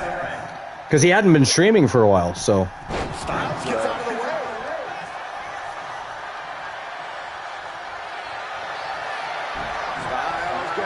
way. Soul Ember says, Mufasa, you want round 2 with Jack? I think we know what he's thinking, and it's not going to be nice. Popped up. Styles with the capture. Oh, another Styles clash. Could that be enough to gain the title? See, AJ should have put him in a submission move right there and then tried to end it. Oh, flying elbow drop. Adding a little insult to injury. Nice reversal by the champion. Yo! Hell yeah! Beautifully executed German suplex there off the ropes for Mufasa. Plants AJ Styles on the boards. You're going to need your back adjusted after that one. Double knee backbreaker. Triangle armbar locked in. AJ's in trouble. Champion's got him locked in. The more he fights, the more pain he's in. He lets go of the hold. But I don't now, why would he let go? No telling what's going on. Why, oh why, Mufasa, did you let go of that hold? Trying to get up, but it is not going well. Check out the springboard. Soul Ember says this is a different Jack. Oh man, he's getting ready to pull the trigger. He certainly seems more focused, more determined, and he's got Madam MJF at his side, so it is kind of scary. Flattens the opponent. It is kind of scary. Consider the championship retained. And what he's looking for here looks like a potential submission maneuver coming. Look at Styles, he's trying to hold on. Styles is able to free himself from the triangle. AJ gets out of the triangle again, Saved him there. but Mufasa just keeps coming at him. Oh, nice reversal. Into a counter.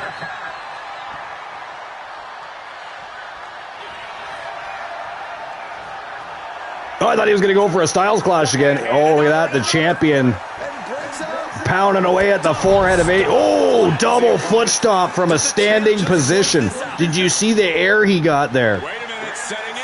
Devastating submission. Wow. Expertly applied. Triangle hold, locked back in. And that is it. That is all, ladies and gentlemen. The winner of the submission matchup, and still your TWA Underground Submission Champion, representing Team Mufasa HCC and TDL. It is the Assassin M, Mufasa. Mufasa is still your submission champion. So congratulations to Team Mufasa HCC. And of course, congratulations to TDL and Mufasa retaining the submission championship. He is still a double champion and bringing that gold back to the faction.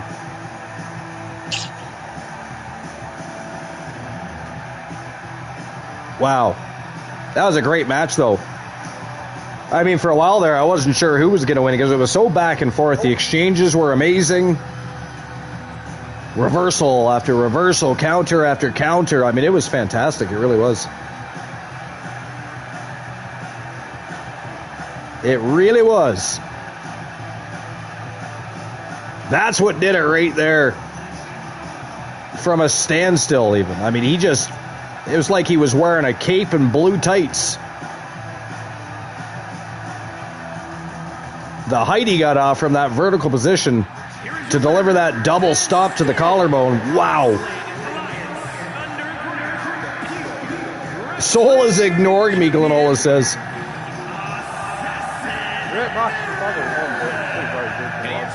It was, yeah. That was a really good match. Really good matchup. All right, well, that is it. That is all for Epinode. I don't know what the fucking Epinode is. How about episode? We're going to go with episode. I don't know. We're going to have to look Epinode up, see if it's even a thing. See if it's even a thing. That is it. That is all for episode number 704. What a great show. As always, TWA Underground Arena, the toughest place to come in and pick up a victory. But we had some fantastic matches today. Mufasa capped things off with a tremendous submission matchup, retaining his gold.